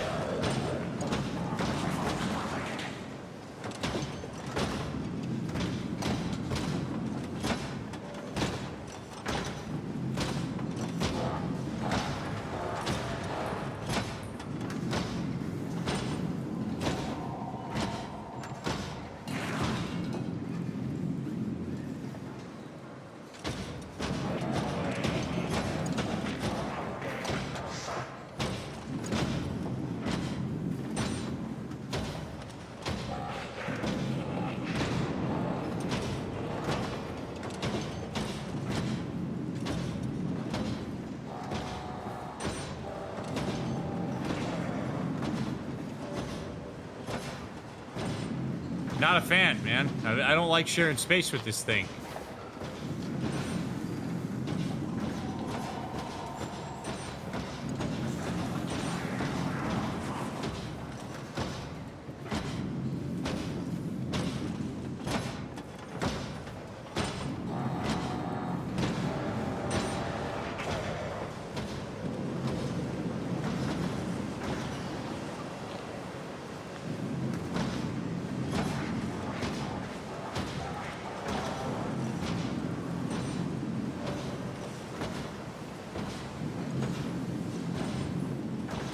I would like to leave this place as fast as I can.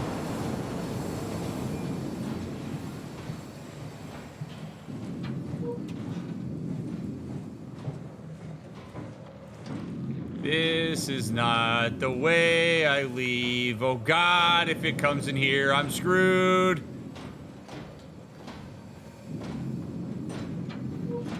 Oh God, if it comes down this hall, my last moments are here. All of my emotions are available, but mostly fear.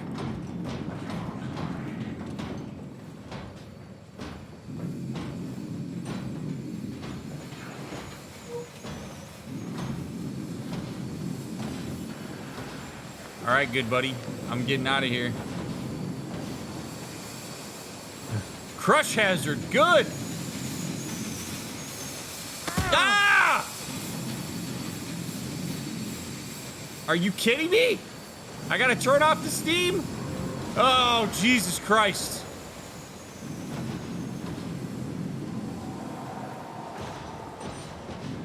Oh boy. Oh boy. Awesome!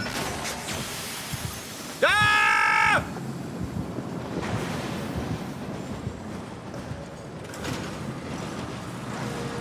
Ooh!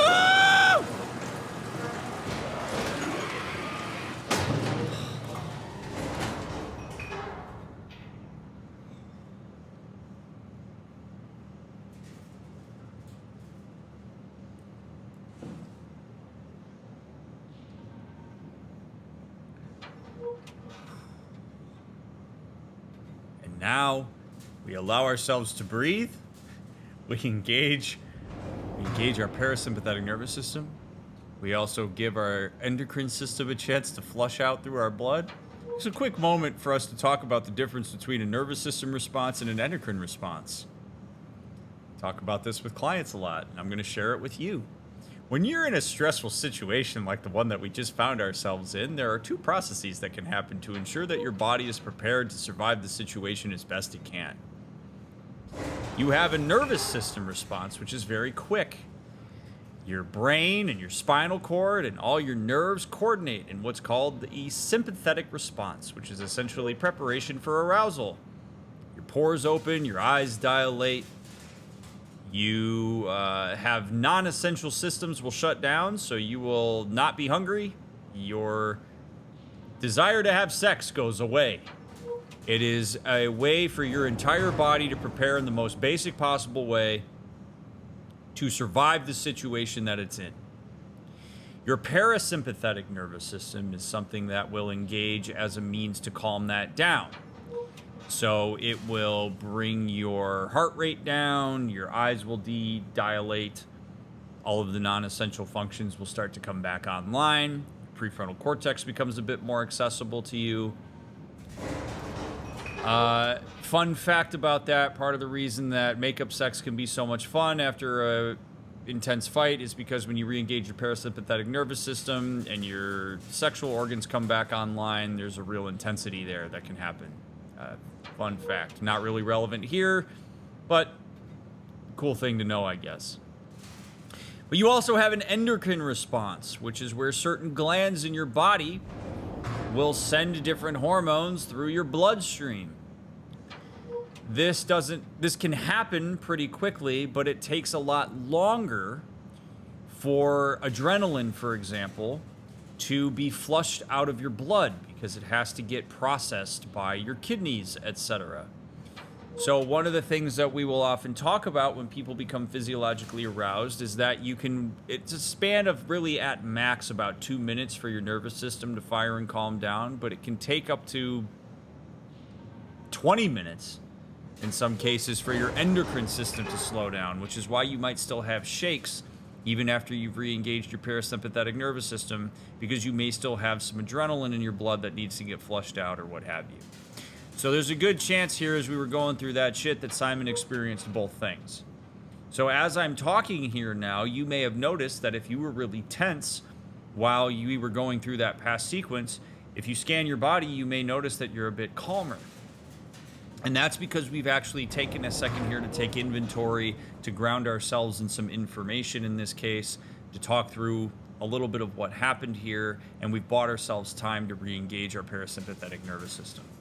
You may still have a little bit of that, like, ugh, in your stomach from any adrenaline you might have experienced, but you just experienced a similar calm down that Simon may have in this moment. And if you recognize that you're in a safe, confined space like this, as far as you know, it's actually a good idea to take a few minutes and regroup yourself a bit before you proceed, especially if you're going to be walking into some novelty and adversity, which it seems like we're going to experience significantly through this playthrough. Oh. Suspected structural faults must be reported immediately. There's a lot of them. Crush hazard. Stand clear while closing. So many. At least they put signs up. I'll give them that. Oh, man. All right.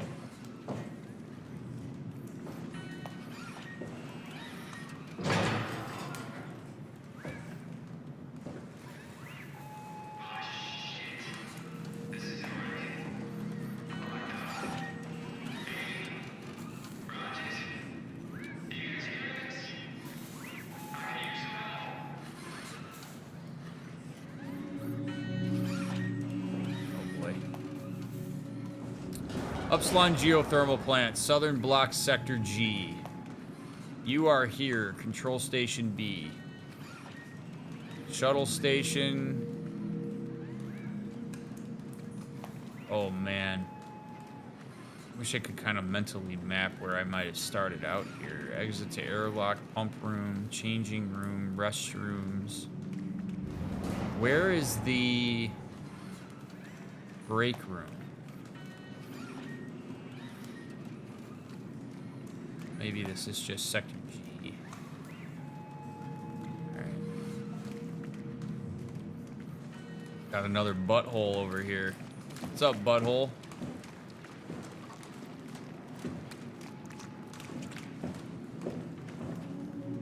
Lockdown. Process initiated. Check terminal for details. Invalid login. So I gotta find somebody's login information. Gotta find another person's login information. Door is not open. Would be nice if it would. Explore. No, we're certainly doing that.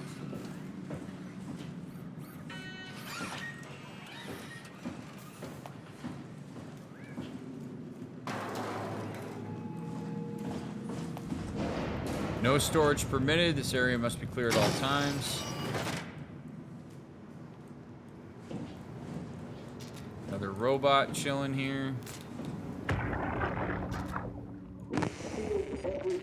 Everything from the barracks to the concept. Anyway, everything will for you again. They're gonna have a hell of a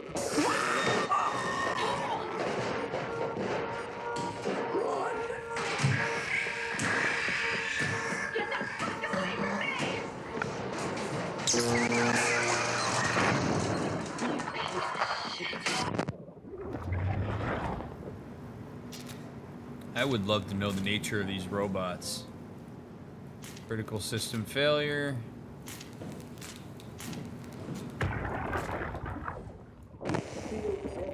Okay.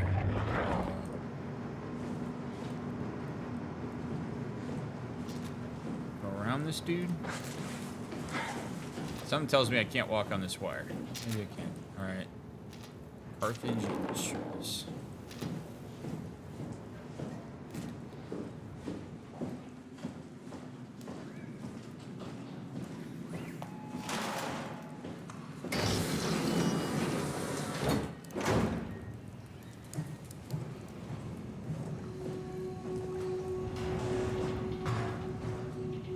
Oh God, he's dead?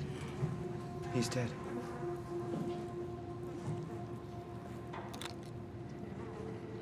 Carl Semkin, ID 0722.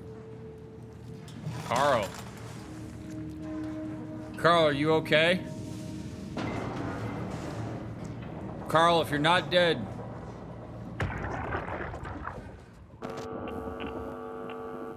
Did you get the final backup turbos going? Everything is wired evenly. We've hedged our bets as much as we possibly can. So that's it? Enough power to run Pathos 2 until the next apocalypse. We're ready to go. I really hope we didn't mess anything up. I don't want to have to come back here again. Relax, it's over. We're going to Theta. Maybe we should seal more blocks. I don't trust the helpers to let this place run in peace. We've sealed everything. Everything from the barracks to the comm center. If anyone ever sets their foot here again, they're gonna have a hell of a time getting around us.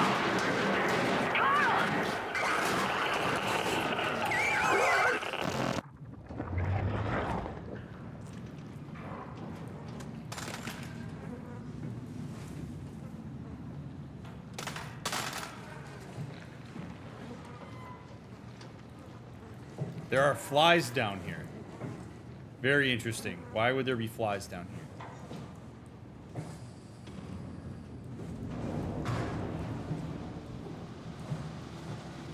Low control. Figure out a way to get in there. Because of Carl. Carl was carrying maggots.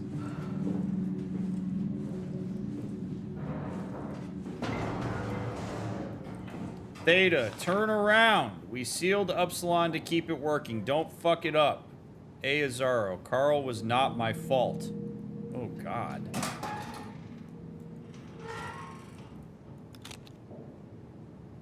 Amy Azaro. ID 0735.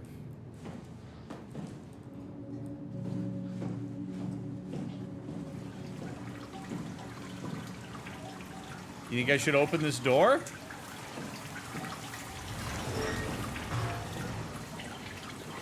Seems like a decent idea, right? Wouldn't you open that? Huh?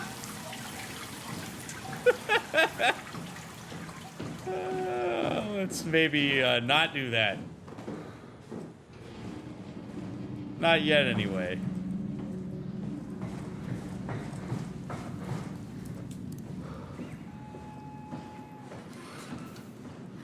Keep hands clear.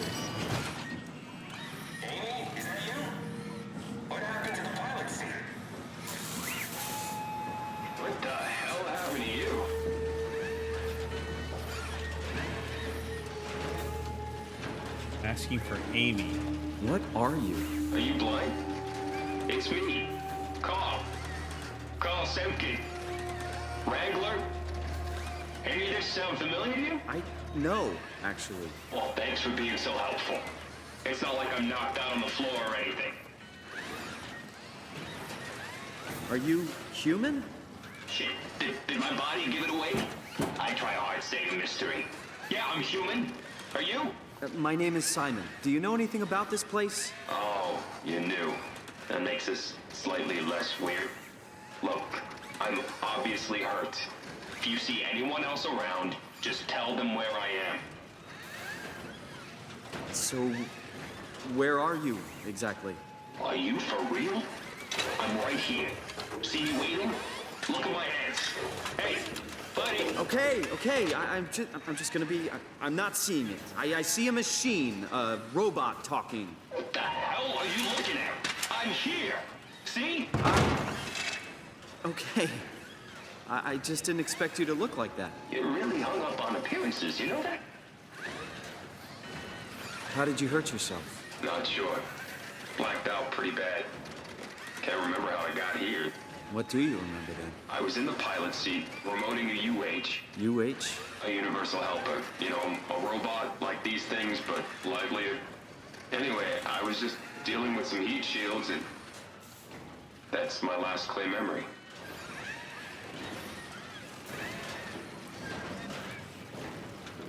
You were remote controlling a robot. We do it all the time. Robots are too on a way to deal with some stuff. Intuition doesn't grow on motherboards, you know? Did you maybe get trapped in the robot somehow? Your mind is pretty tightly wired to the helper, but nah, pretty far-fetched. Listen, I don't want to alarm you, but I think you might be trapped in a robot. I'm telling you, get your eyes checked. I'm right here. I see both my hands, both my feet. When you remote, all you see is like a video feed from the helper unit. Your own body is entirely out of the picture. Kinda like mine. I'm really hurting here. Go get some help. Find someone who can help. If you see any others, just let them know where I am. Find someone who can help. Hello? Hello? Can you hear me? It's me, Carl, calling from the floor. Like, right next to you. Whoa, man. What's wrong with your... everything? You go diving in sewage or something? Yeah, I mean, this is wow. Okay, this is really trippy because, I mean, how do you even know what's true and what's not?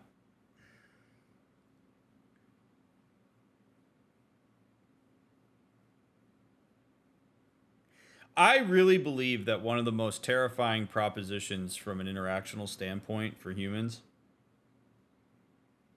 is when two humans are in the same space and their perception of the reality in front of them is entirely different. It is, I mean, truly. And the more benign example of this that I would give is the age-old question of, does the color purple that I see look the same as the color purple you see? And that there is truly no way to know the answer to that.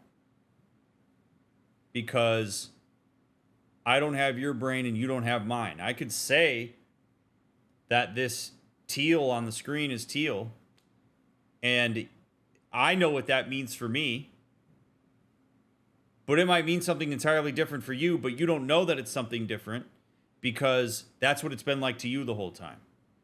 That is essentially the conversation we're having here. I, Simon, in front of me, with my own eyes and ears, see and hear a robot talking to me. This robot, as far as I'm concerned, is telling me that he is Carl, a human, and that he sees himself as having hands, and he seems to be very distressed by the idea that I would suggest that my reality is more true than his, and thus he fights against it.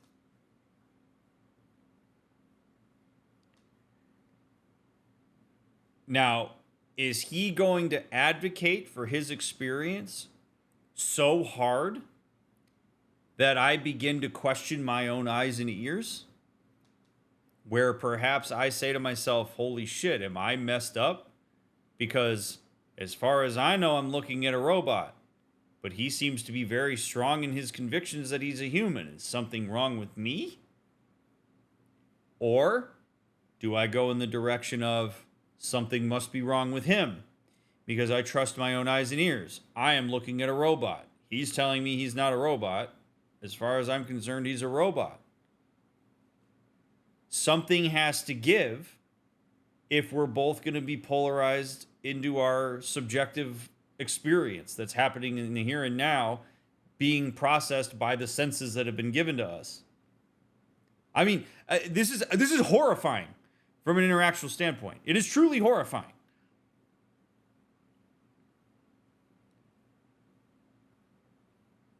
To question your own eyes and ears is a terrifying experience. It's why gaslighting as a form of abuse is so horrific.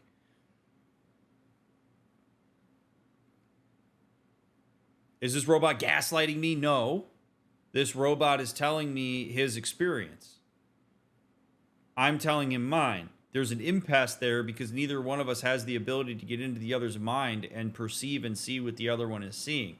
So the advocacy for subjective experience here is going to create a monumental impasse here. I literally saw a dead human in the hallway whose name is the same as what this guy just said his name is. I can't unknow that. I could go back and check, but if I see that with my own eyes and ears, how is that not valid? Yet he's telling me, and I already am in a very surreal experience. Like this is a total crazy experience for a brain to go through right now. So what do you do? Do you treat him with his reality? Do you say, all right, fine, you're human.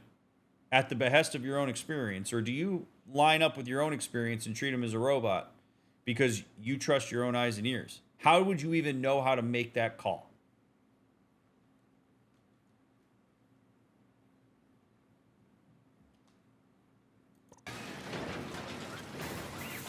Now, if his consciousness was loaded into this robot somehow, like if who he is was somehow became part and integrated with this robot, what's kind of wild about that is that if he's essentially like in this space, would you program a person's consciousness downloaded into a synthetic life form to see yourself as the life form that you're used to? So essentially, like, does this guy, is he in a robot, but he thinks he's human because his consciousness was programmed to override the robot arms to see hands? Which gets into a whole wild conversation about like the brain's ability to actually synthesize the information in front of it and work with the environment and the physical objects within it.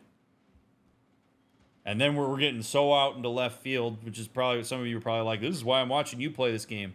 But like, goddamn. It's like phantom limbs.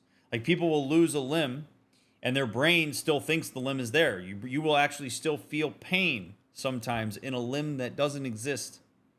There are actual like methods of working with that are pretty wild, where you actually like, you can have somebody like have like a mirror and then you like do some work on whatever. Like, it's wild the way that the brain processes the information that it's beholden to. And like, this ostensibly could be what's happening here.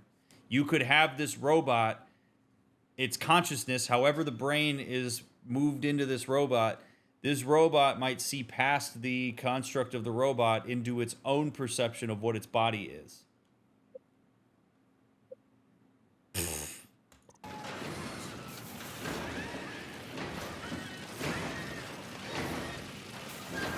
Which then asks the question, is who we are transcend the vessel in which we're in?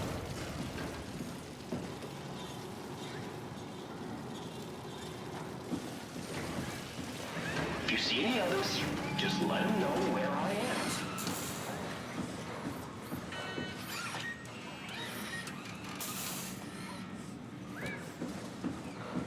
What are you guys doing?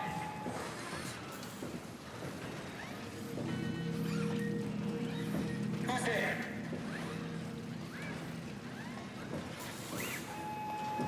I could use some help. Online warning.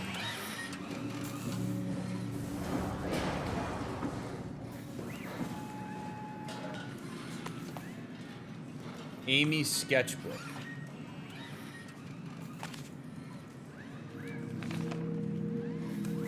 To-do list. Being awesome. There you go. Well done. Oh my God.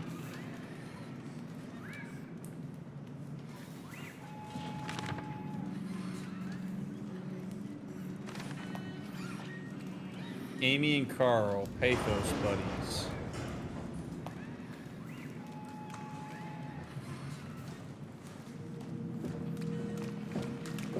I would love to know. I want to know what happens when I do this.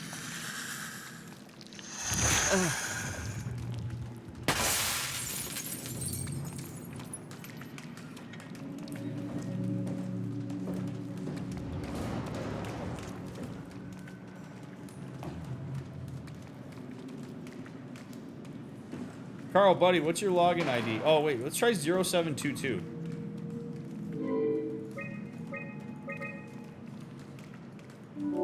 Oh, shit, it works. All right, logged in as Carl Semkin. Mail.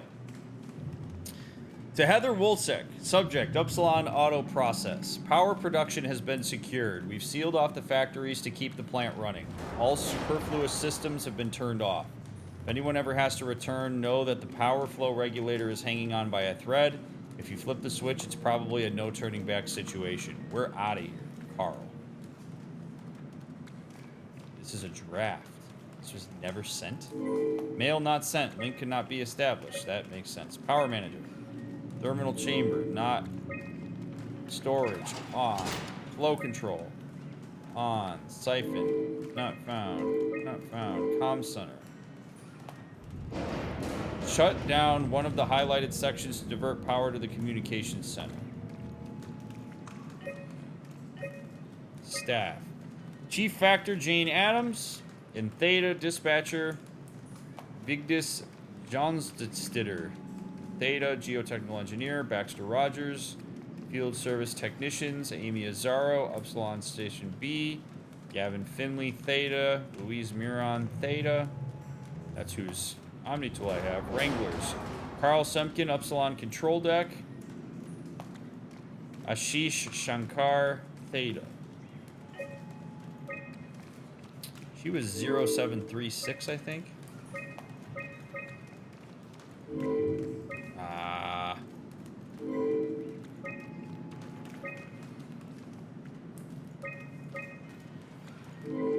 Shit, can't remember her login. Go back and look. What's your login, Amy?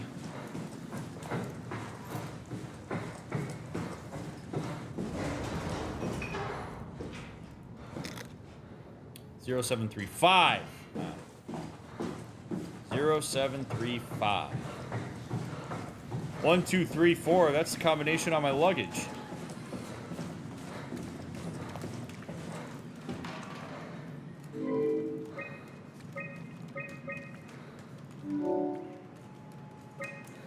Inbox from Heather Wolchek. Upsilon Auto Process. Good job. Try to get all the backup turbos running and cut production to 60%. With all the evacuations, we can survive on a low and steady hum. No need to strain the system. We should be able to get 20 to 25 years of production before we have to fall back on the turbos. The robots are getting increasingly erratic all over Pathos 2, and unfortunately, there's no universal kill switch. Seeing how we won't return to Upsilon, you could try sealing off sectors to prevent the helpers from getting to the sensitive areas. Wolchek.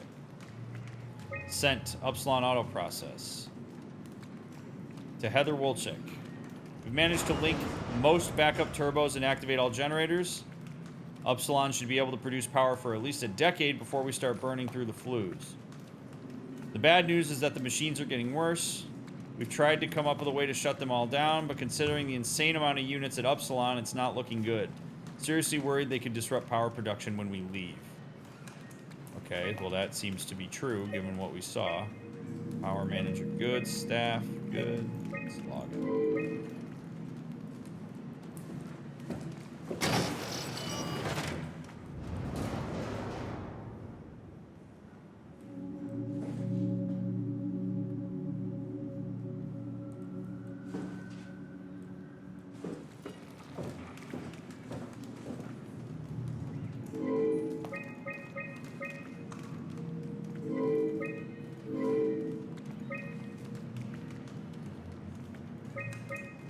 Anybody remember what the door code was?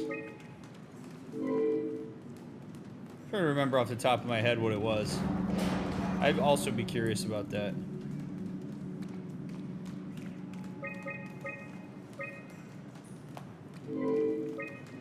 No. No dice. All right.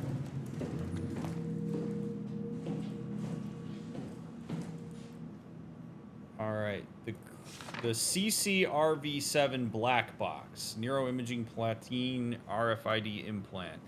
This black box is a precision instrument designed to observe your overall condition. It measures a wide range of data from body temperature to brainwave activity. This information is constantly relayed to Pathos 2's Warden unit. Wow. So the station can provide you the appropriate climate for every situation. For optimum performance, please follow the auto-injector instructions carefully to make sure the implant is properly applied. So WOW is not a person, it's a unit.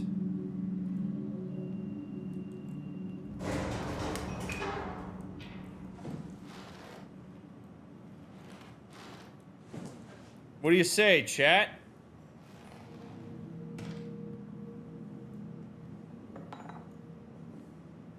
Do I strap it in? Nah.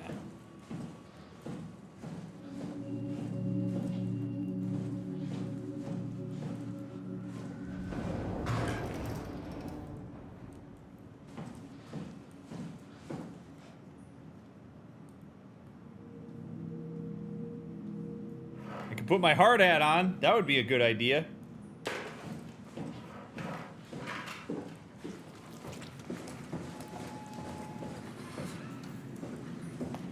Alright, so in order to get...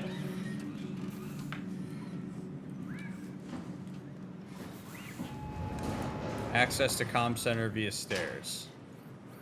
So I need to somehow route power. These stairs do not look very inviting. Alright, buddy. If you hadn't noticed, I could use some help. I'm really hurting here. Go get some help. So I want to know what's hurting, though. He hasn't, like, said a lot about what he sees. Alright, so this is to shut that down.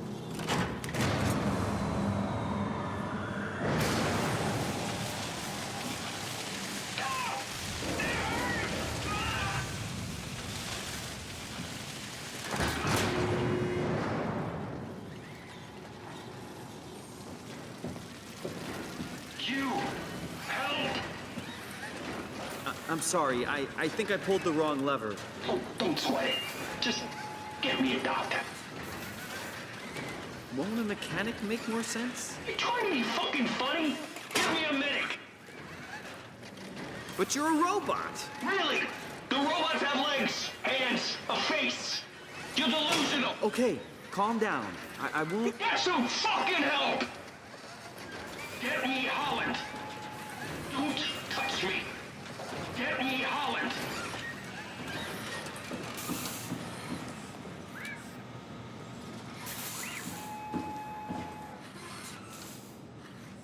Whoa.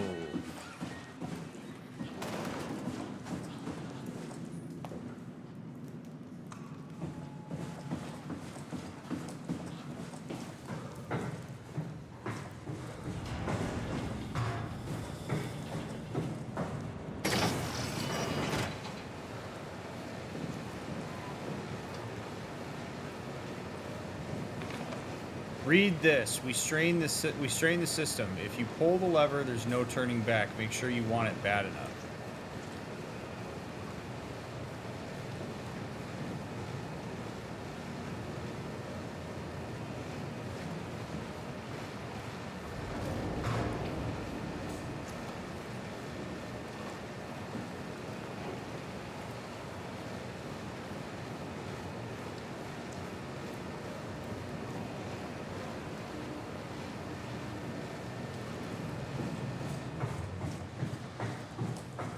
Oh, man.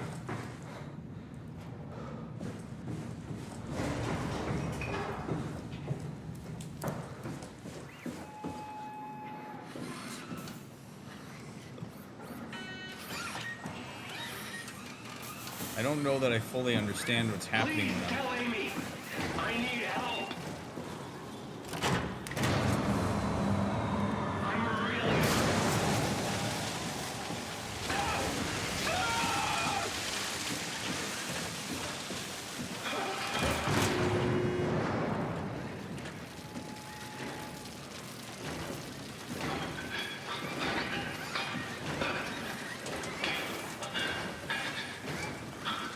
You okay?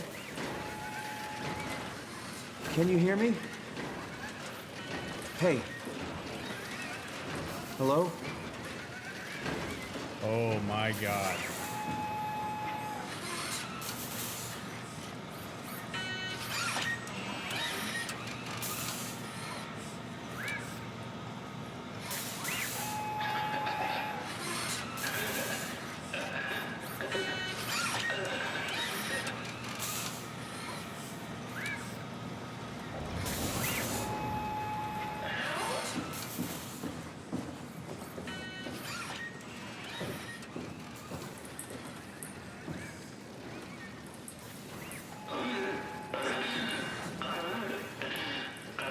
Oh man, this is crazy. This is really wild. Like, I'm sitting here trying to figure out.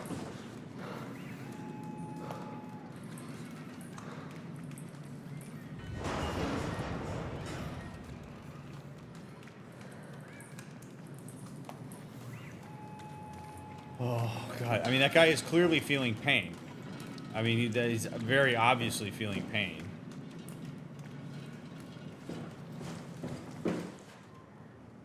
Oh my God.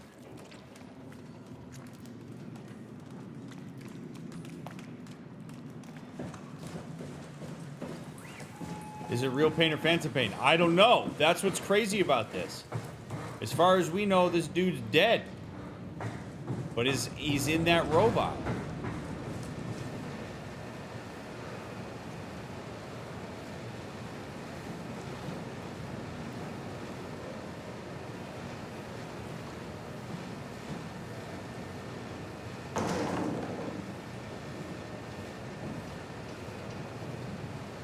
Oh, man.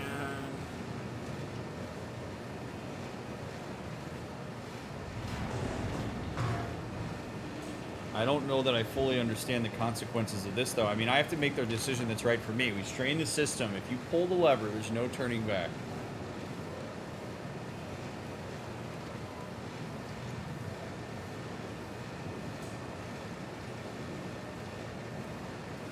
What's the choice here? Well, so my sense is that we need to reroute power in order to open this. In order to get out of here. I mean, I can't imagine that me opening this door. I mean, I have this door up here.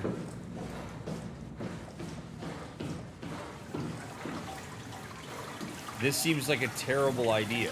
I could hit this button, but this just doesn't seem good.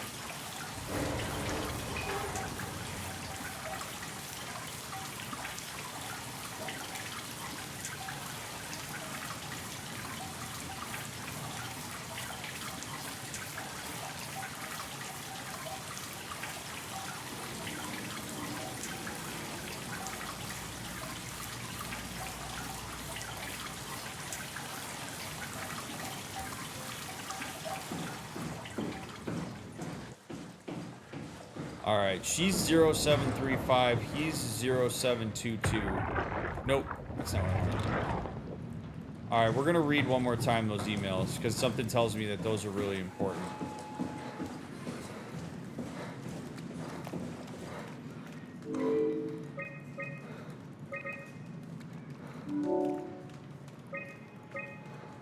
Seal off factories to keep the plant running. All superfluous systems have been turned off. MD has to return. No, the power flow regulator is hanging on by a thread. If you flip the switch, it's probably a no turning back situation.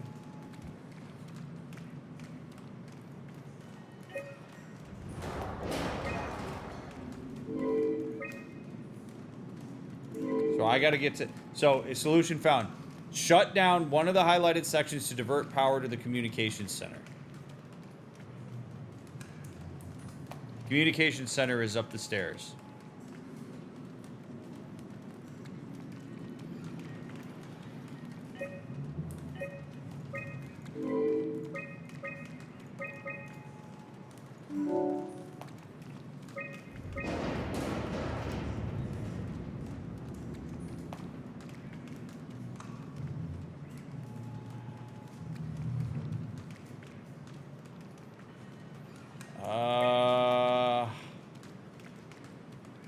Yeah, her emails are not helpful.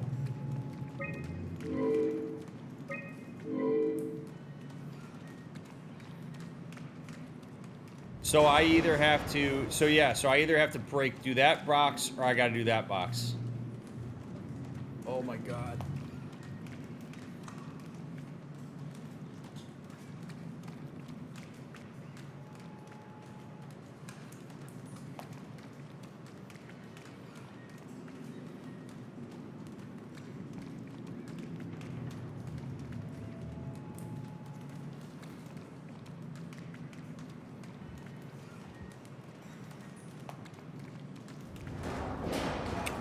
No spoilers, Ethereal. Boy, oh boy, oh boy, oh boy, oh boy, oh boy, oh boy. I just don't know. So this is the scary part about this, is I turn that off. Okay, here's the dilemma. Here's the dilemma. We're gonna talk through this. Dilemma. I pull that switch. Shuts the factory down. That door opens. We kill Carl. Whatever that means.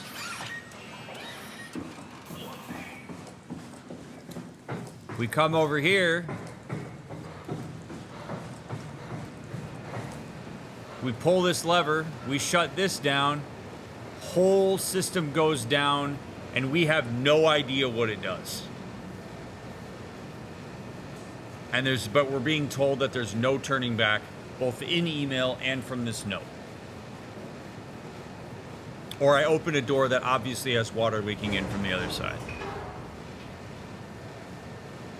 This is a nightmare dilemma because I have my own self-preservation to take into account. Carl is obviously something. Do I kill Carl or inflict serious pain to open that door and get out,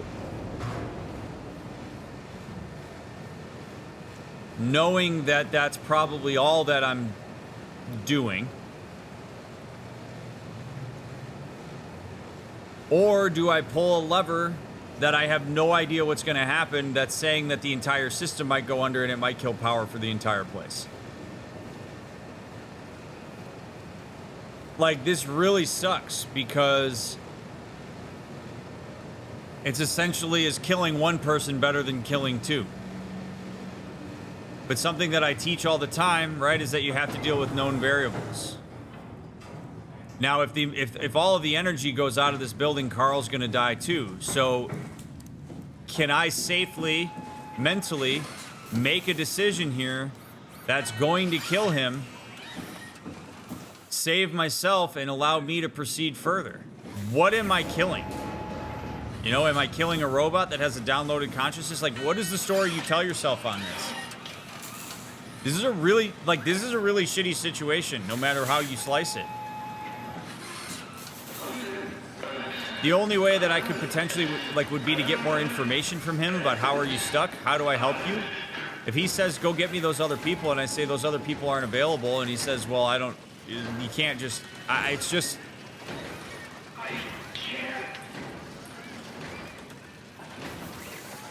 Can you hear me? Hey.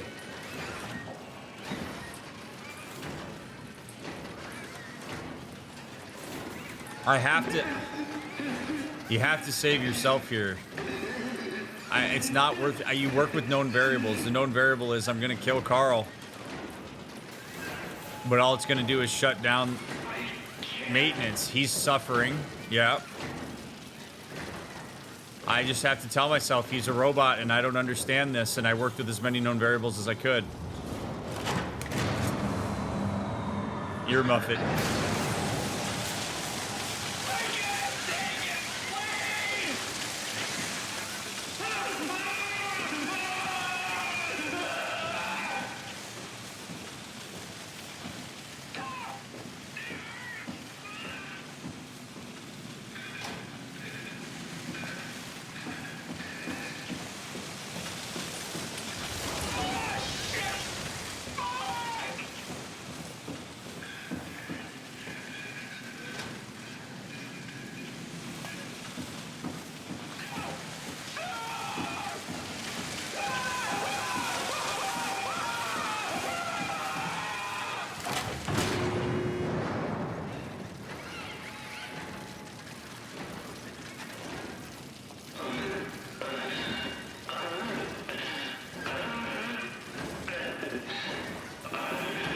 Can you hear me? Holy shit.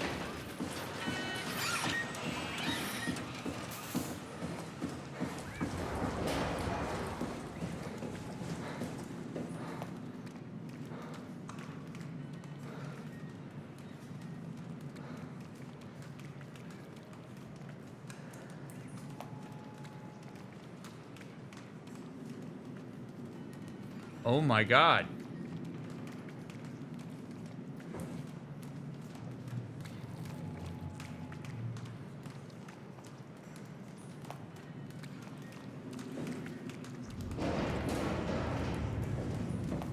We're gonna have to do both. It says one of them.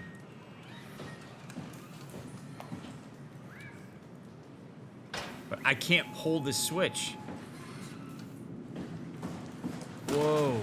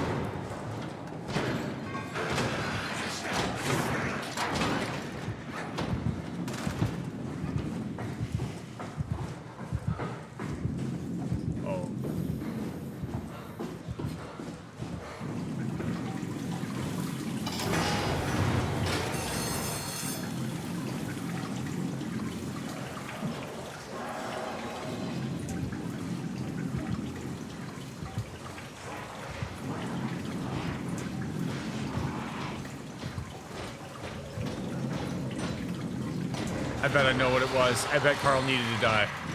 I bet we had to just let it go. We had to let him die. And now I'm an idiot and I pulled that lever.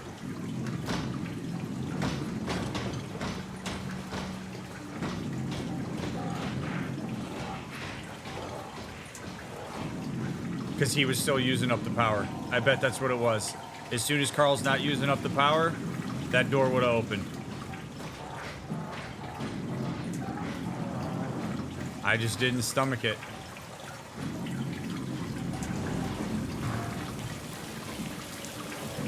And now I am paying for it.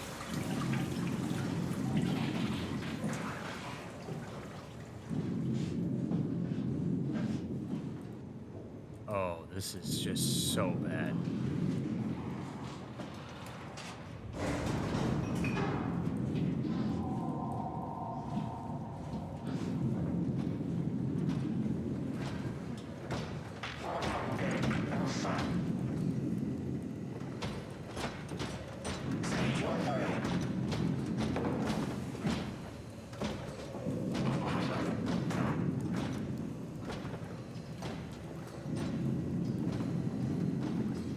No, I think I really just had to kill Carl there. Man, it's wild. Because you essentially... man, I didn't think that through at all. I'm just going to quickly use this as a lesson, okay? If y'all think that I'm like Mr. Calm and controlled all the time because I teach people about this, this is a perfect example of how even people who think about this stuff and have learned about it. I know how the brain works. I teach people how to work through adversity and make smart decisions. I just made a really bad decision. I stopped thinking. As soon as I saw that Carl was in pain and that it didn't do what I was expecting, instead of taking inventory, I panicked. I went back, I threw the switch to save Carl, and then I ran over and I hit that switch in a moment of just fuck it. And what I didn't think about, and what I'm thinking about now is, if that kills power to the entire facility, why on earth would the communications array open?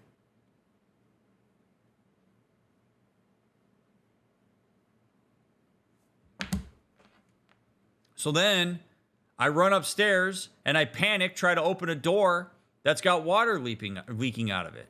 And then, of course, it's going to divert power and open up that trap door where that thing was chasing us. Like, that whole thing was a terrible decision. And it was all because I didn't have the distress tolerance to actually wait for Carl to die. I didn't think about the fact that he was probably consuming power for as long as he was alive. And once he shorted out, then we'd have the ability to open the door.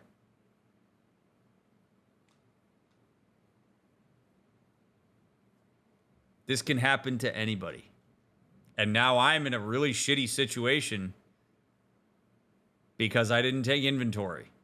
And I'm sitting here trying to teach everybody how to take inventory and move through these things.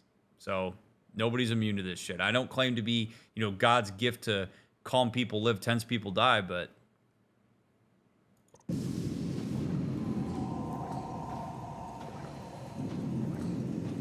this whole thing sucks a lot. Oh my god. Valsia, thank you for the raid. For those of you coming along, this is a blind playthrough of SOMA, so please do not spoil anything or backseat. I use games to illustrate mental health and psychological concepts, and that's what we're doing right here, so welcome in.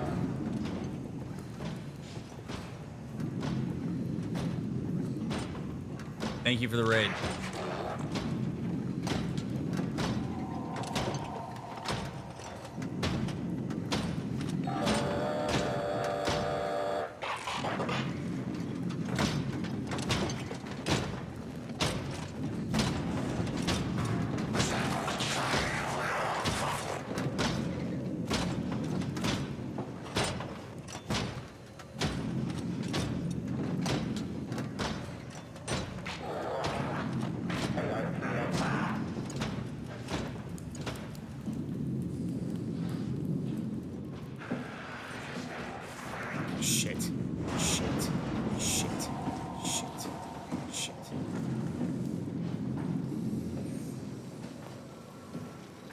My guy's dead anyway. God damn it.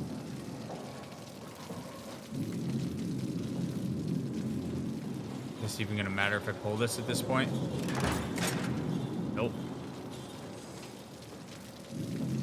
Oh. I don't actually know if that thing's dangerous. I'm just assuming that it is. Oh, shit. Oh, shit. Oh, God. Oh, this is so bad.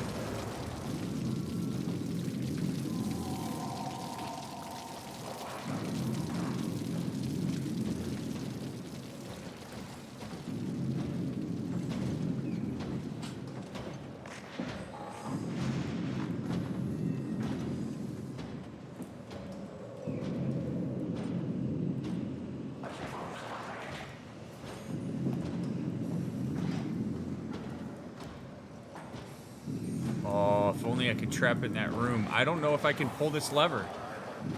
I have no idea if this is gonna work.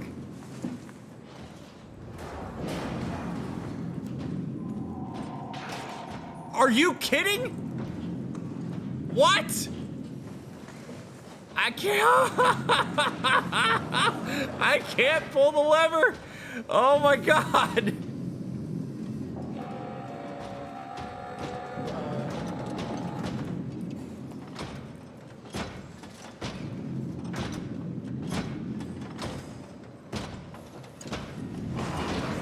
We're going back down from where this thing came from. Oh my God, what a freaking nightmare. Holy shit, dude. Keep going. Oh my God.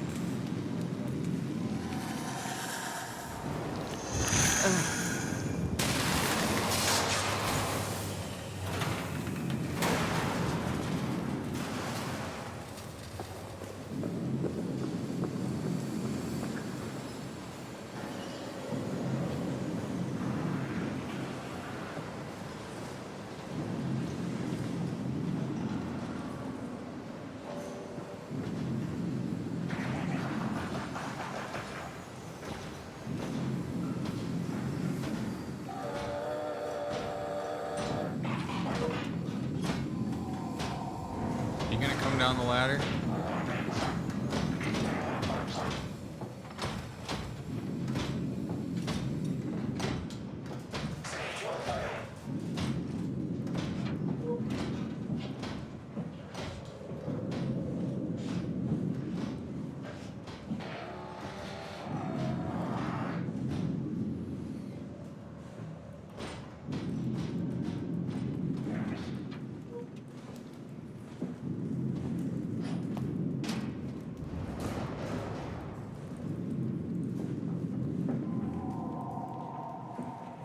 There's one other butthole to touch. I guess I could try to go do that.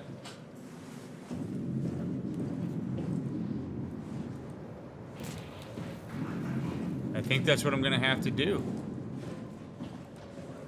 But how do I avoid this guy so that he doesn't attack me? Oh, I'm in a terribly compromised spot right now.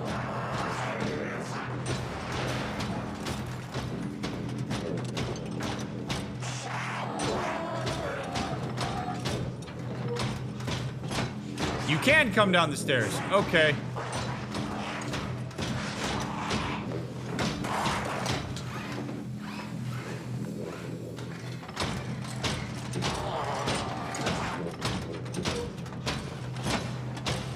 Come on down, bud.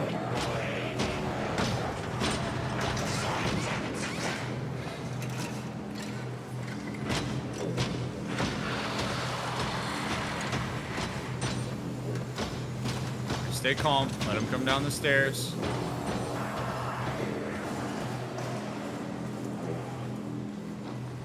No, don't go back up, you idiot!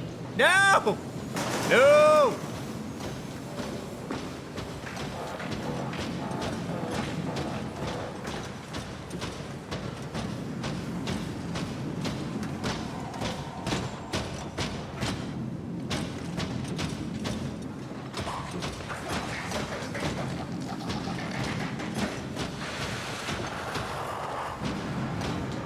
Oh my God.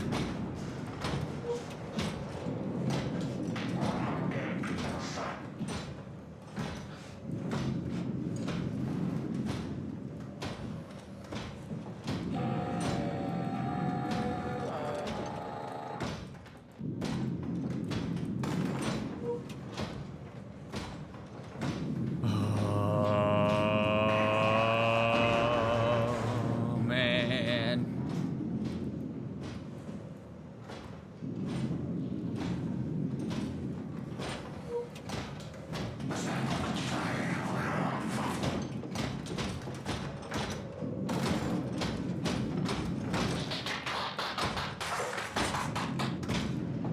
Go in that room.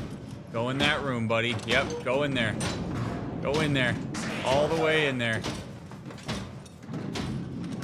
All the way in, bud. Keep going. Yep. Don't turn around. Go all the way in. Straight in. Yep. Good. Good, robot. Good. Oh, boy.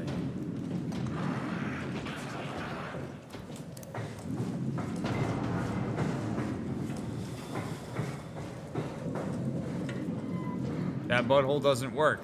Okay. What happens if I do this? Nope, that's it. Can't switch it back up. What am I supposed to do? Oh my God.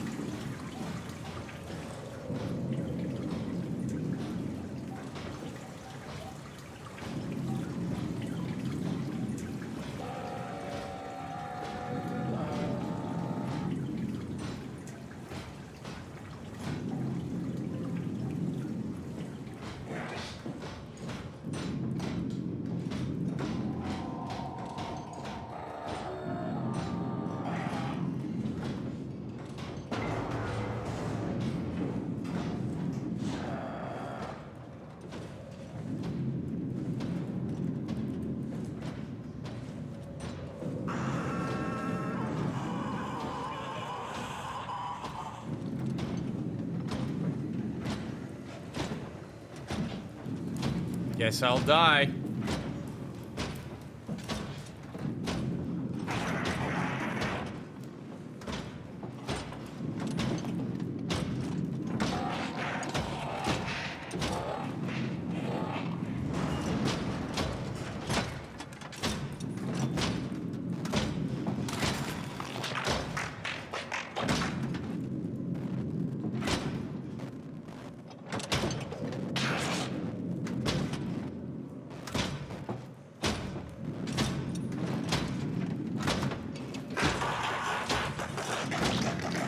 Bro. Oh my God.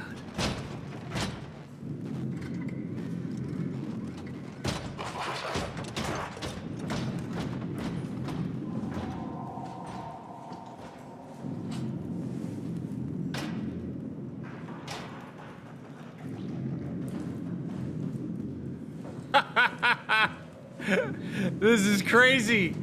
Oh my God.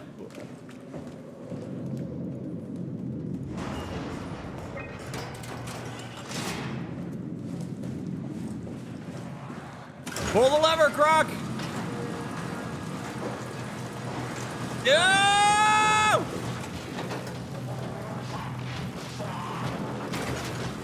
Ah!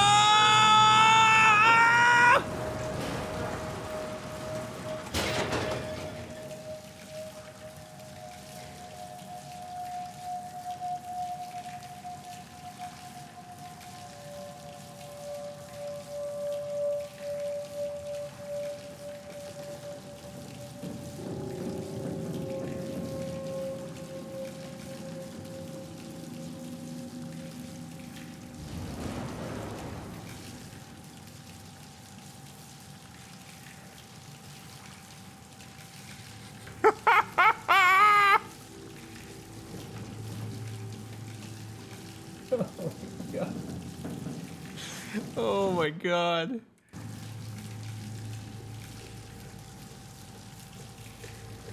I really thought we were trapped. There was a second there where I thought to myself,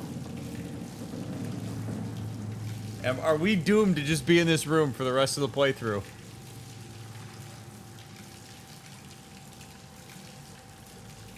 Well, I guess we'll find out what's next in part 2. If you made it all the way to the end of this video, YouTube, thank you very much for making it this far with me. Make sure you bring a change of pants next time. I hope that my discussions about the various things that have come up so far has been meaningful in some way. Leave a like, subscribe to the channel, follow the links down in the description. We'll get the next one out to you as soon as we can, where I'm sure there's gonna be even more craziness happening. What a wild ride, man.